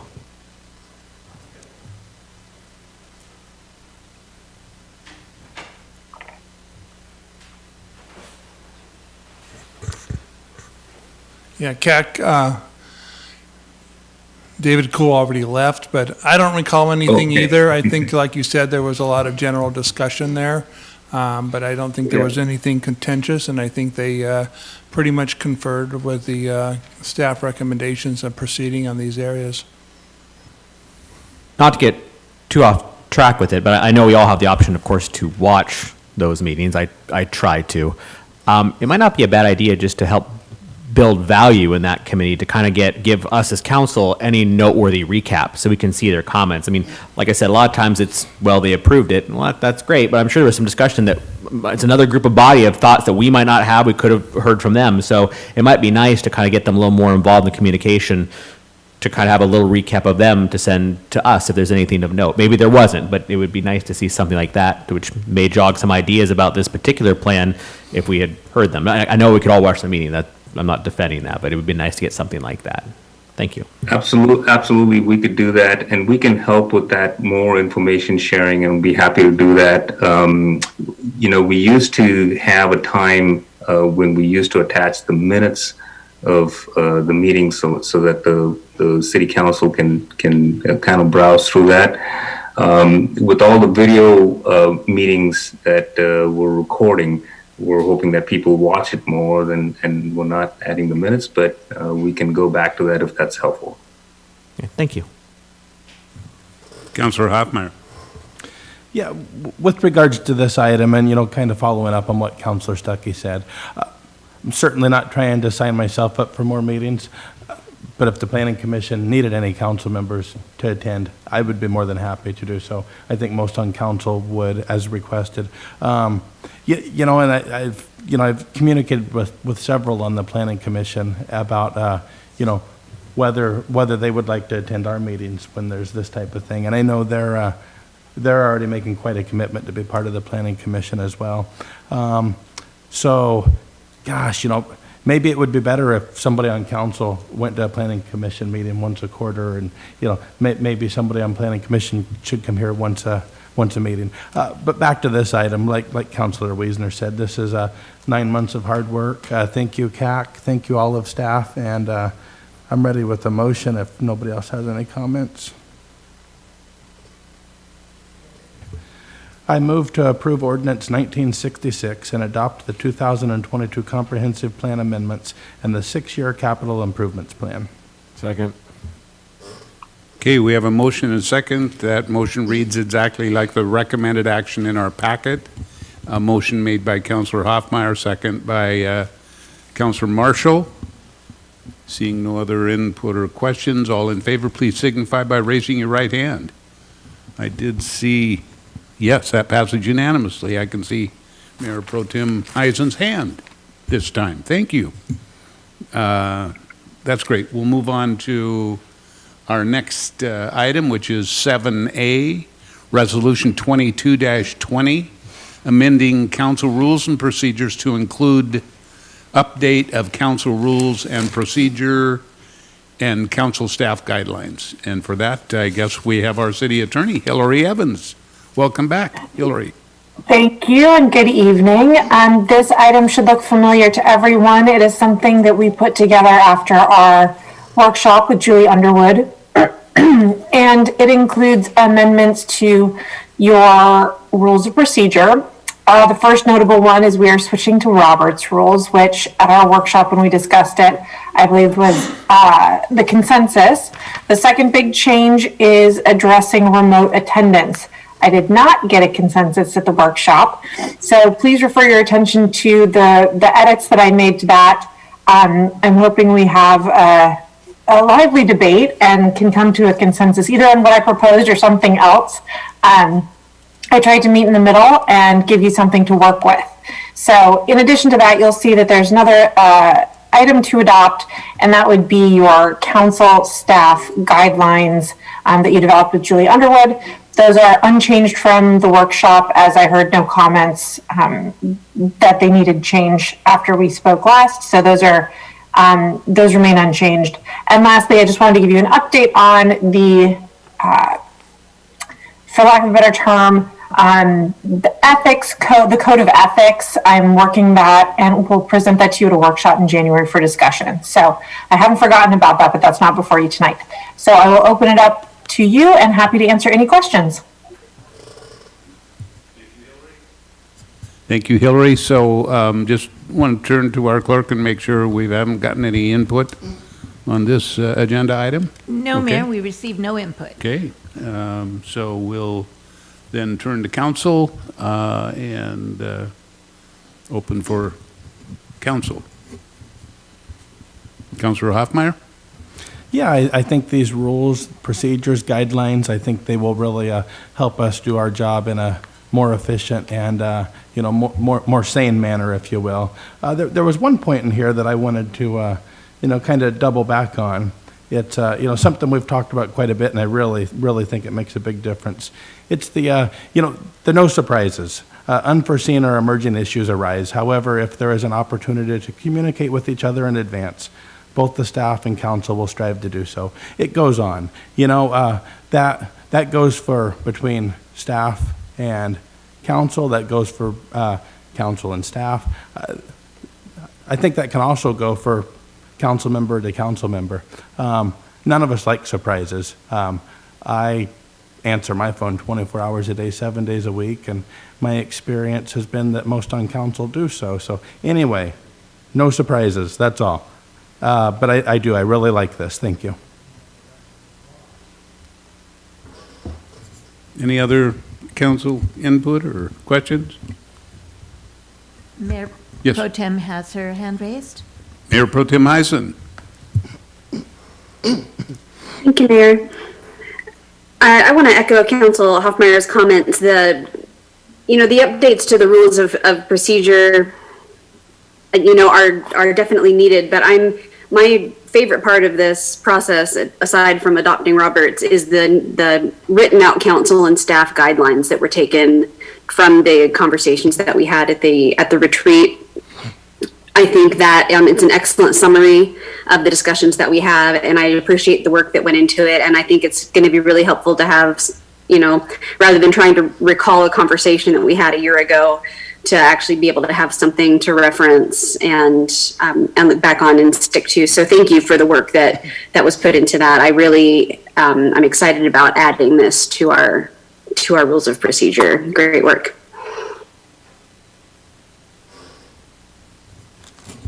Thank you, Mayor Pro Tem. That almost sounded like a motion.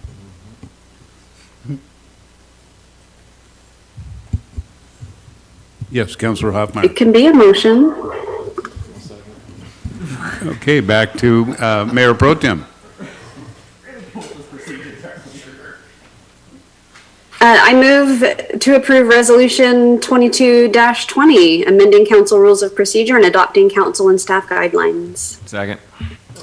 Okay, we've got a motion and a second. That motion reads exactly like the recommended action in our packet. That motion is made by Mayor Pro Tem Heisen, second by Councilor Marshall. All in favor, please signify by raising your right hand. That passes unanimously. Thank you, Council. We're on a roll here now, so thank you, Hillary. Nice job. We will move on to item number 7B, Resolution 22-28, amending City of Oak Harbor Master Fee Schedule, Utilities System Development Charges. And for that, we have our Finance Director, David Goldman. Okay, good evening, everybody. David Goldman. Good evening. Finance Director. We're here with Steve Scholler, the Public Works Director, and also Chris Gonzalez from the FCS Group. This item, well, first of all, we have met a few times over the past year to talk about utility rates and also system development charges. We've taken the input that the City Council has provided, and we worked up a few different scenarios for your evaluation and perusal. So we think we might have an option that might work for everybody's concerns and everybody's feedback. But in order to give you kind of a grander overview of what the differences between the options are, I'd like to turn it over to Chris Gonzalez with FCS Group. He'll share his screen and he has a presentation for you. All right.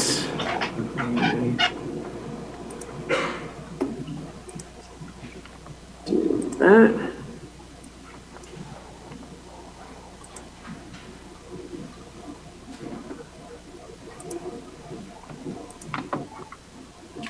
Okay, so let me go back to the top here. So really just thought I'd recap the sewer SDC alternatives. I think that's really where the big discussion has been recently. And we'll provide staff recommendation and then entertain questions and discussion and hopefully move towards adopting something. Just as a refresher, we calculated a fairly sizable increase in the sewer SDC per equivalent unit. There's the fact that it hasn't been adjusted in some time, so there's just normal inflation and asset additions.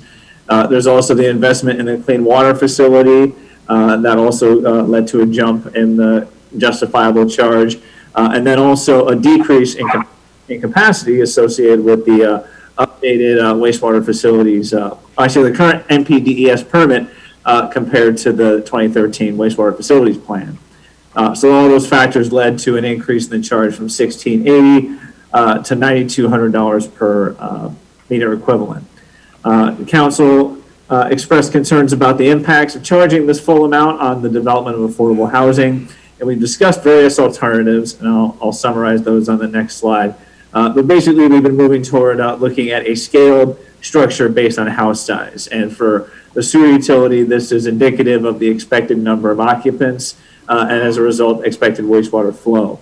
Expected flow better represents the impact to the system compared to water meter size, given that water meters are sized to provide fire flow and peak water for outdoor irrigation and a bunch of stuff that doesn't enter the sewer system. Just a quick reminder, we can do stuff to reduce the SDC, charge less than it, make methodology changes, but ultimately what we don't recover through SDCs comes from ratepayers. And so Option one was the full-size option, which based on, and I showed that over here. So this is option one, sticking with meter size and increasing based on meter capacity flow differentials. So option two, this is basically what we discussed last time.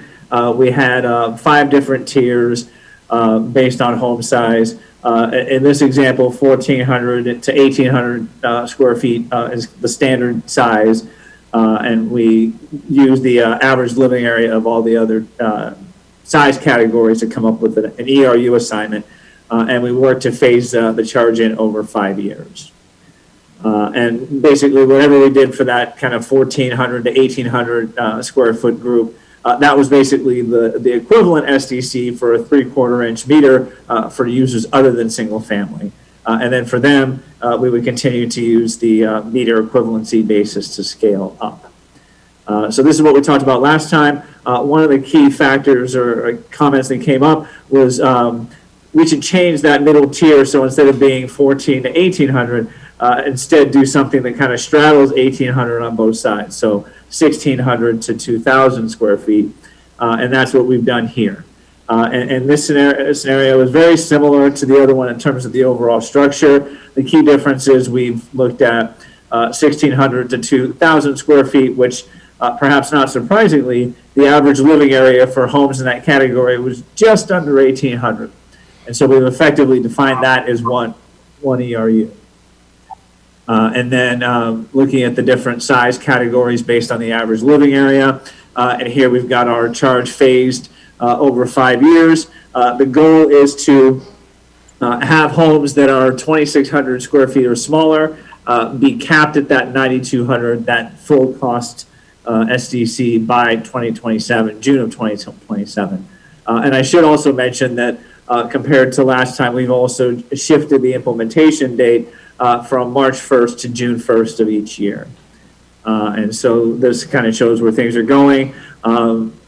This is, I think, in one of the resolution alternatives that David prepared for you. So I think at this point, I will pause and let you react to kind of what you're seeing here and see if this alternative meets the criteria that you were outlining in our previous discussion.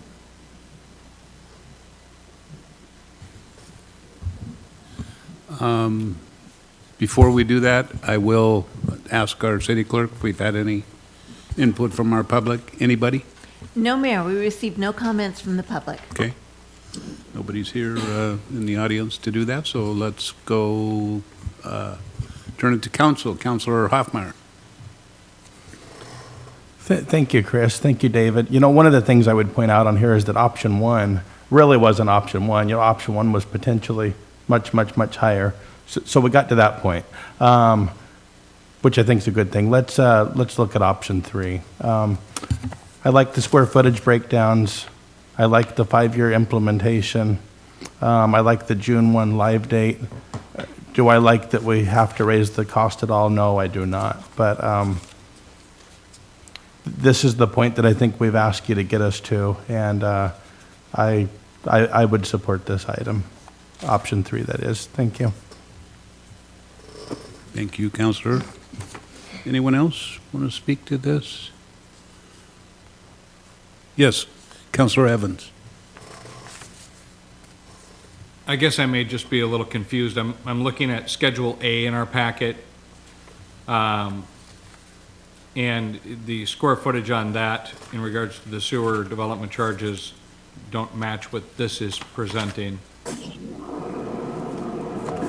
Do they match that? Yes.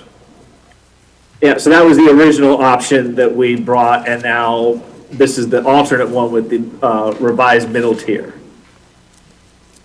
Okay, and then are we also going to go on to the water and review that also?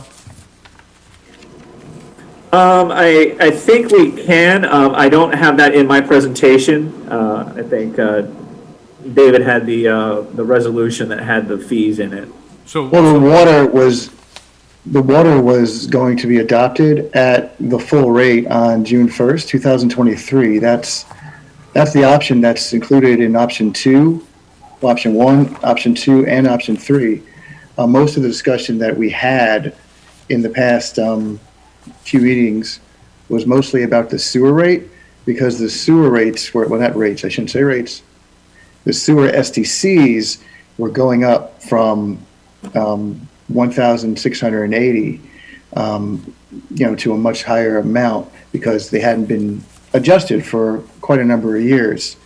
As far as water goes, just based on the data that the consultants crunched, the increase was not as drastic. And since most of the discussion was on sewer, that was put into the resolution at the full amount. What's that amount, Chris? Like We have the 5,800? slide. Can you go to slide 5,400 8? bucks. So my understanding of what we were doing was we were taking these system development charges and spreading them over 5 years. I get the stormwater, $377, and we haven't had one. Yeah, I think that makes a heck of a lot of sense, but we're coming close to doubling the water system development charge. And I was under the impression that we were going to be spreading these all over 5 years. And, Councilmember Wiesner brought it up during the sprinkler system conversation. We're all fighting for affordable housing. And, even the consultant made the comment that, this isn't going to prevent anybody from building a house. But, look at Marin Woods. They've got their entire infrastructure in. They haven't pulled a permit yet. And they're going to have an increase of $10,000. And as Mayor Pro Tem Heisen said, they're going to pass that on to the homeowner. They're going to pass that on to the consumer. So this isn't helping, but spreading things over 5 years is going to make some sort of an effect. But the other question I have is on the money that we're going to be collecting, what's that going to be allocated for? Because I'm personally thinking it should be like a recapitalization fund to deal with all the bleeding arteries of this heart that we're paying for now. We've got sewer lines that are leaking throughout the city, and until we get all those back up to 100%, I mean, this money should just be pumping right into that every single year to get those projects in place. So, well, it will be. Well, sorry. Go ahead. So these funds will go into a separate fund. It won't go directly into the water fund. It'll go into like Fund 411 for water, 412 for sewer, and storm drain will be 414, and it'll be specifically for projects that are related, that are related to, capital projects that are related to STCs. I'm just saying I'd like to see those capital projects related to the repair of our faulty sewer lines that are leaking and causing problems to our brand-new sewer plant.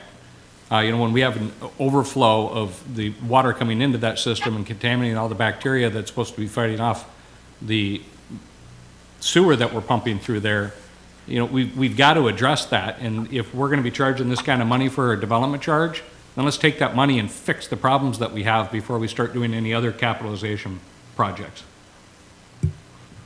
Thank you. Well, yeah, I would just quickly add the SDC is available for capital purposes. So if the city wants to prioritize that with the money, that's completely fine. And right now, the funds to do that those are planned to happen like right away in 2023. We have ARPA money that was put on for those purposes, and we have that other grant that we're still kind of waiting, I guess, to hear the final result out of Washington, D.C. But that money is temporary. Those funds will run out, and these funds will then pick up the slack, for when those funds kind of run out. As long as people are building houses, yes. The only other thing that I really do struggle with this SDC is, again, we're impacting existing projects, and I don't see any language anywhere about how we're going to address that. So I'd love to hear that.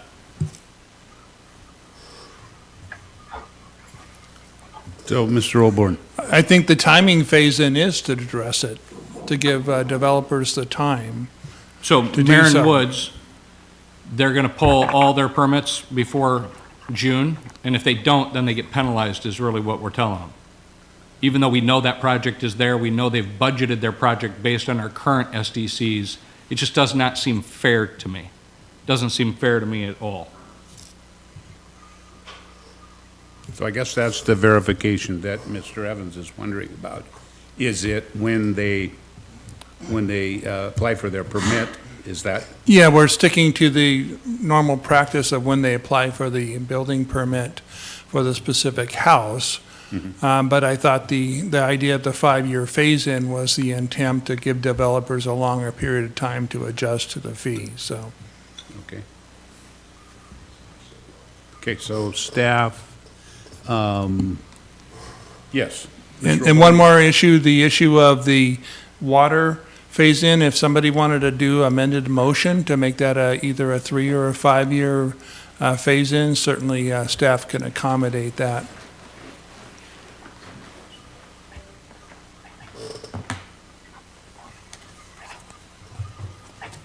I'll make a motion to change the water system development charge to a 5-year phase-in versus the 3-year.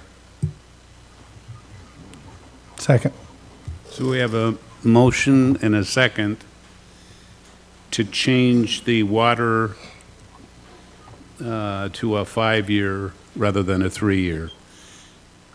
But Here right now, Mayor. Correction to my motion.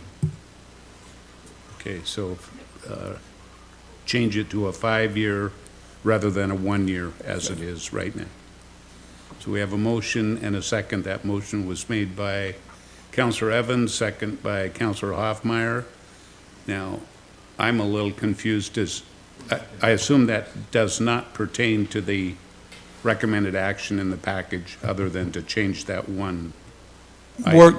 We're kind of jumping in front of it. What I Okay. would probably recommend is do the motion and embed the change in the motion itself, or do the motion and then do amendment to that Okay, motion. we have Either way. motions and a second, so let's let council weigh in a little bit here. And Councilor Weiser? Thank you. What I'd really like to see is for it to come back to us in black and white. Bring back that proposal back in front of us, show us what that phase-in looks like, what those percentages are, whether or not delaying the phase-in is going to result in a higher cost at the end.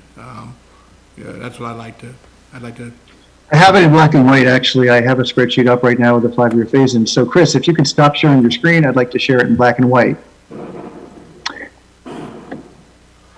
So this is what that would look like. These are all, I don't know if you could all see it on your screen, but these are the different size David? of the pipe. Hey, David? Go ahead. Any way you Yes. could make that easier to read? Let me zoom in. You're getting Is that closer. better? A little bit more. There we go. That's probably good enough right there. Whoop. I think All right, there we go. Thank you. Go ahead. So there is the size of the water pipes. Here's the current amounts. And here's your phase-in, June 1st every year to 2027 when it hits the maximum.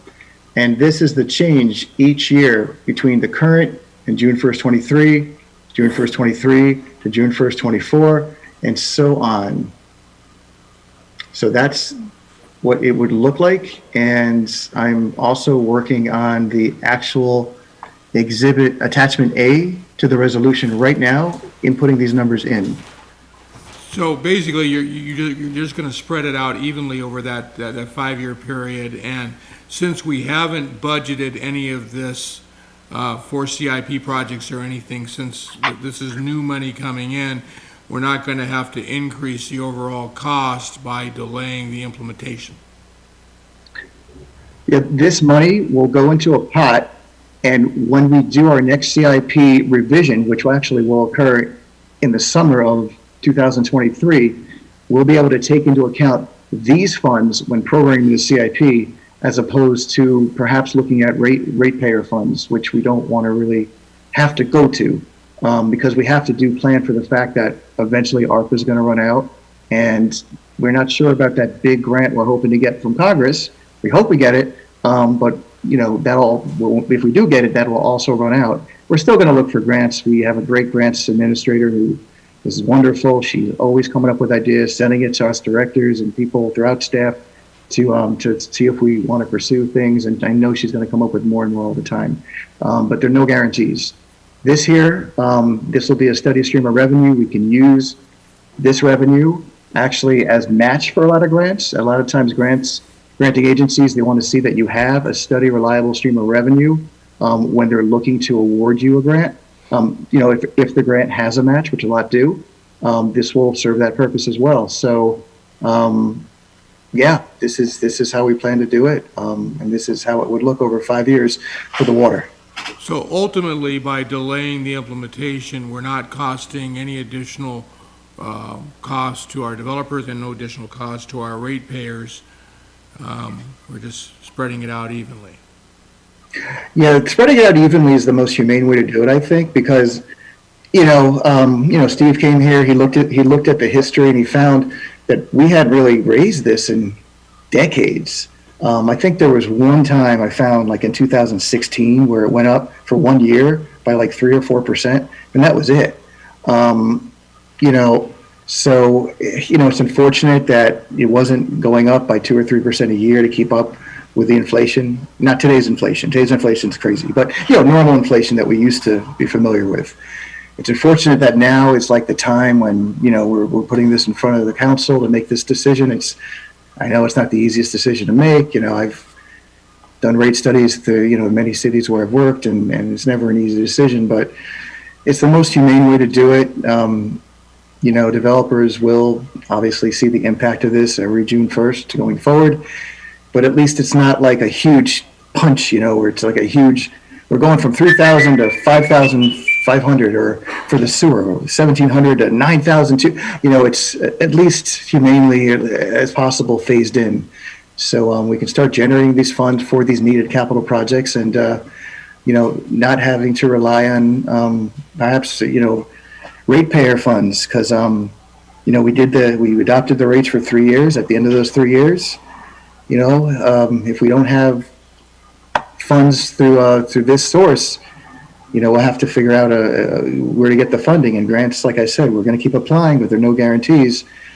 I don't want to. We may have to come back with proposed rate increases after 3 years, but who knows what the future holds? I can't guarantee anything, but that's something that this will help alleviate as far as funding the water and sewer and storm drain capital type projects. And what I'd like to add really quickly is, if we come back in 3 years and we look at the rates and we look at the SDCs again, there's a decent chance that 5471 is going to go up. It's a moving target. The way we calculate it, as the city adds assets, as those assets accrue interest as allowed under statute, that charge will generally go up over time. So we can obviously make those kinds of decisions and talk more about them as we get further along. The main thing is I want to be clear that this is the current estimate of where the mark would be by 2027, but that will likely change over time. All right, thanks for that. And Julie, would you please read back Councilmember Evans' motion? I want to make sure it properly incorporates that this would be the chart that we would be going with for the water SDC. Yes, Councilmember. Councilmember Evans moved for the water system development phase to be from 1 year to 5 years, seconded by Councilmember Hoffmeyer.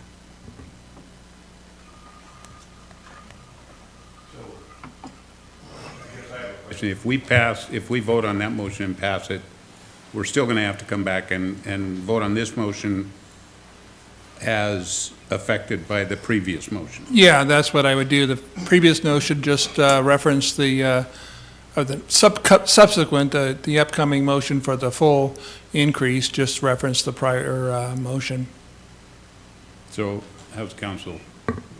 Are you ready to vote? Councilmember, Mayor Pro Tem Heisen has her hand raised. Perfect. Mayor Pro Tem Heisen.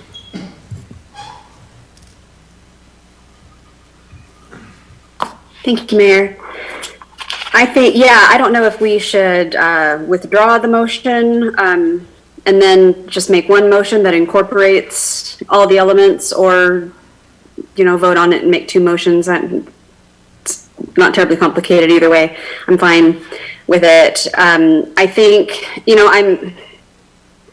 I preferred the 3-year phase in, honestly, just because, that line on slide 4 that charging less than the full cost shifts the cost to the ratepayers. That's a really unpalatable sentence to me, but I think that the majority consensus of the council was 5 years, and so if that's what my peers want to do, then I'll certainly support that. I think that Mr. Goldman's, I think the word he used was humane. It's the most humane way to accomplish what we need to accomplish, which is shifting it off of the ratepayers and while still giving developers plenty of time to adjust. That with the June implementation date, I think gives them plenty of time to decide what they want to do. So, yeah, so with that being said, however you guys want to approach the passing of the motions being 1 or 2, I will support option 3 as presented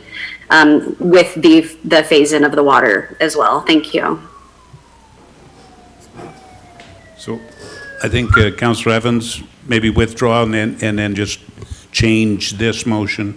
I'm not making that motion. Okay. I'll withdraw my motion. Okay, and how about the second? Second. Okay, so, and then, do we need, Hoffmeyer had the second, right? Yeah, will you withdraw that? Yes, I would withdraw the second. Okay, so now we're back to the recommended action and trying to amend that to be potentially option number 3 with this water being 5 years. Councilor Hoffmeyer.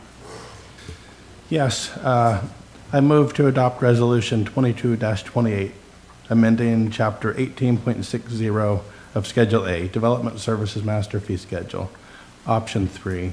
And Julie, can we just include the previous language? Yes, we can. And that would be to, for the water system development to phase in from 1 to 5 years. Thank you. So that will actually be added at the end of this recommended action motion, Yes. correct? Okay. So that, Was there a second? we have the motion on the floor, no second yet. Second. Okay, we have a motion and a second. Motion is to, is as reads in the recommended action with the addition of, Julie, say that one more time? And it is option 3. So it's- Correct. And adding for water system development phase in to be from 1 to 5 years. Okay. So we have that motion made by Councilor Hoffmeyer, second by Mayor Pro Tem Heisen. And Councilor Stuckey, question.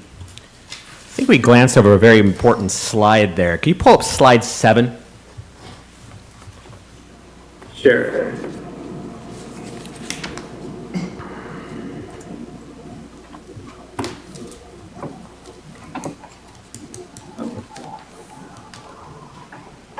That one right there. So I guess my question is, I mean, I understand why staff is presenting with option 2 and option 3 because that's the direction they were given in the workshop. But if you look at this chart, I see water treatment plant built. I see ours is the newest by a mile. I see, looking at the year calculated for the SDCs, is all, with the exception of Marysville, somewhat recent. There isn't some 20 or 30 year right there. And I see the proposed option 2 and option 3 still puts us at the very bottom of SDC charges compared to other municipalities. I guess So it's going to be a little lower than that. I'm sorry to interrupt. Because we just did the phasing, it's going to be a little lower than that. So it's going to be even lower than that. Yeah, the water will be lower, but I'm sorry. So, I mean, I guess my question, and this is more for my fellow council members, I understand the affordable housing aspect. This just seems way too low. I mean, just the idea that this could come to ratepayers at any point. I mean, I understand affordable housing. I understand that this isn't just people at our current community moving from another house. Could be people coming out of the area moving here, but we need to take care of those that are here and established first. Why do we have the newest treatment plant, yet still going to have, by a long shot, the lowest SDC charges? And that's a question for my, fellow council members. If someone I'm not, I mean, if I was looking at it right now, I'd almost go more towards option one, and I know I didn't speak that up at the workshop, and so that's why it's not really being presented, but I could use a little help here.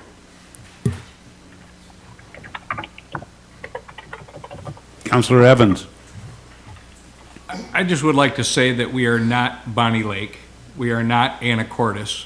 We are definitely not Bainbridge Island. We are not Mount Vernon. All these places have easy access. They're right off the highway.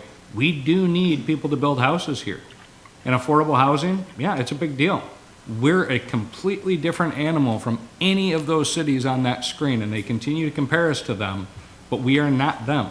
We are Oak Harbor. We're on an island. We are not on a main thoroughfare. We are a pass-by city, as one of our commenters made the comment earlier today. We are a different animal. We need to do what's right for our city, and I don't really care what Anacortes is doing or Bonnie Lake. We need to do what's right for us. Thank you. Well, I'd make the argument that we're closest to Anacortes, and Anacortes admittedly is pretty darn steep. I mean, if we're choosing between option 2 and option 3 here, even though it's splitting hairs, I'm going to go with option 2 just because it's more aggressive on the developers. I think option 1 is way too aggressive, but I'd be more comfortable with something in the middle. I just don't like the idea of anything going to the ratepayers. I know it's not a direct, if we don't do this, it for sure will go to the ratepayers, and I understand. Certainly, we're not Mount Vernon or Marysville. I mean, we are closer to Anacortes, and we are unique, but I think that's going way too low, personally. Councillor Marshall. Thank you, Mayor. I think if I understand it correctly, we'll be at option 3 or a little bit lower for this year, but at the end of 5 years, Councilmember will be at number 4, right? Is that right, David? Yeah, that is correct. This is for the first year, but also keep in mind that all the cities on this list, and even cities that aren't on this list, some of them are going through the same thing we're going through. Like, I mean, I know one for a fact is going through it, and their rates are very likely to go up as well. So this is a moving target. So yes, after 5 years, these numbers will be higher, but it's very likely that other numbers on here will even be higher than that, because this is a constant thing. I mean, every 3 to 5 years, cities, it's recommended by the MRC and by the GFOA, that cities look at their utility rates, but also look at their STCs and impact fees and all the other fees periodically. And, we just hadn't done it for quite a long time, but, other cities keep up with those recommendations. So these numbers are very likely to be different in 5 years. So we might be number 4 if everything's static, but after 5 years, when we look at it, we might actually be number 6 or 7, or who knows? Councillor Hoffmeyer. Yeah, you look at Mount Vernon, you look at Burlington, there is a lot of construction going on there, right now even. That has to do with the access to materials, the access to labor, and the effect that has on, the net price of the entire project. Most developers, and we're fortunate enough to where one of the projects is a local guy, for instance, but most developers could care less where they make their money. They need to make their money to keep their company going. I really think this is option 3. I really think this is as aggressive as we can be on the developers per se. Any more aggressive, and you're just being aggressive on the citizens by eliminating any future construction. So that's kind of how I'm looking at it. I think it's the biggest increase we can go without totally stifling all growth and any potential affordable housing. Like I spoke earlier with my background in construction, the margins on most of these houses being built are pretty narrow. And if we were at option 1 level or Anacortes level, that's the margin for building the whole house. The house just doesn't get built. So thank you. Any other comments? Ready for the vote? Okay. All those in favor of the recommended action and the option 3 change and the addition to that action signify by raising their right hand. I can't see Councilor Heisen. Councilmember Heisen's hand is raised, Mayor. Okay, and all opposed, same. Raise your right hand. So that passes 4-2, I believe. Okay. Okay, then we will, I know we're getting into a fairly long meeting here, but I think we've got a couple of fairly quick items left on the agenda and should be able to complete them rather quickly, I hope. First is item number 9A, City Council 2023 calendar. Staff has reviewed the coming year and presents this calendar for 2023 council meetings, taking into consideration holidays and other city and council events. So we have Mr. O'Born here to answer any questions if there are about that, but we're not asking for any action. No, it's approved. We want the okay. council to go ahead and approve the calendar every year. So we're looking for a motion to go. Oh, we are looking for a motion to Yeah, approve. to approval of the should have read that, I guess. 23 city council calendar as presented. Councilor Hoffmeyer. I move to approve the 2023 city calendar as presented. Second. So we have a motion and a second to approve the 2023 city council calendar as presented. That motion was Councilor Hoffmeyer. Second, Councilor Marshall. Seeing no other input, all in favor signify by raising your right hand. Got 5 here. Yeah, I see Mayor Pro Tem Eisen. So that passes unanimously. Thank you. And our last item on our agenda is the city administrator's report. I'll turn to Mr. O'Born. Yes, thank you. Here, jumping from workshop to council because we don't have a workshop tomorrow. So thank you for canceling that, and we taking advantage of some meetings during that time. So just going through some of the highlights here under the administration leadership here. Meetings ongoing with the school district regarding athletic fields and transportation facilities. Then moving on to bright ideas from the council or the all hands meeting. Staff is working through that. Legislative outreach, coordinating for the city's objection to the Bell Farms expansion. That was approved by the RCO. So we'll have more to come on that one. And then great news that was mentioned a little there is we've had favorable conversation with our state legislature on sewer debt relief solutions. So we're really hoping that a major provision is in the budget there to really give us some major relief there. So we thank for the support of our legislatures, and hopefully they'll convince their rest of their legislatures to go ahead and provide that needed relief to our ratepayers. Moving on to finance here, certainly council approved the budget recently here, and I just really want to thank the staff for that work, and we were able to have a celebration on Monday with the finance staff to celebrate their efforts in completing the budget. And there also was some other challenges in utility building with the new business license, and also with the catch up for the past due payments. So a lot of good results there. Certainly on fire, we are starting the planning on the new station, the increased staffing, and the new equipment to be purchased. So a lot of good discussion there, so more to come on that.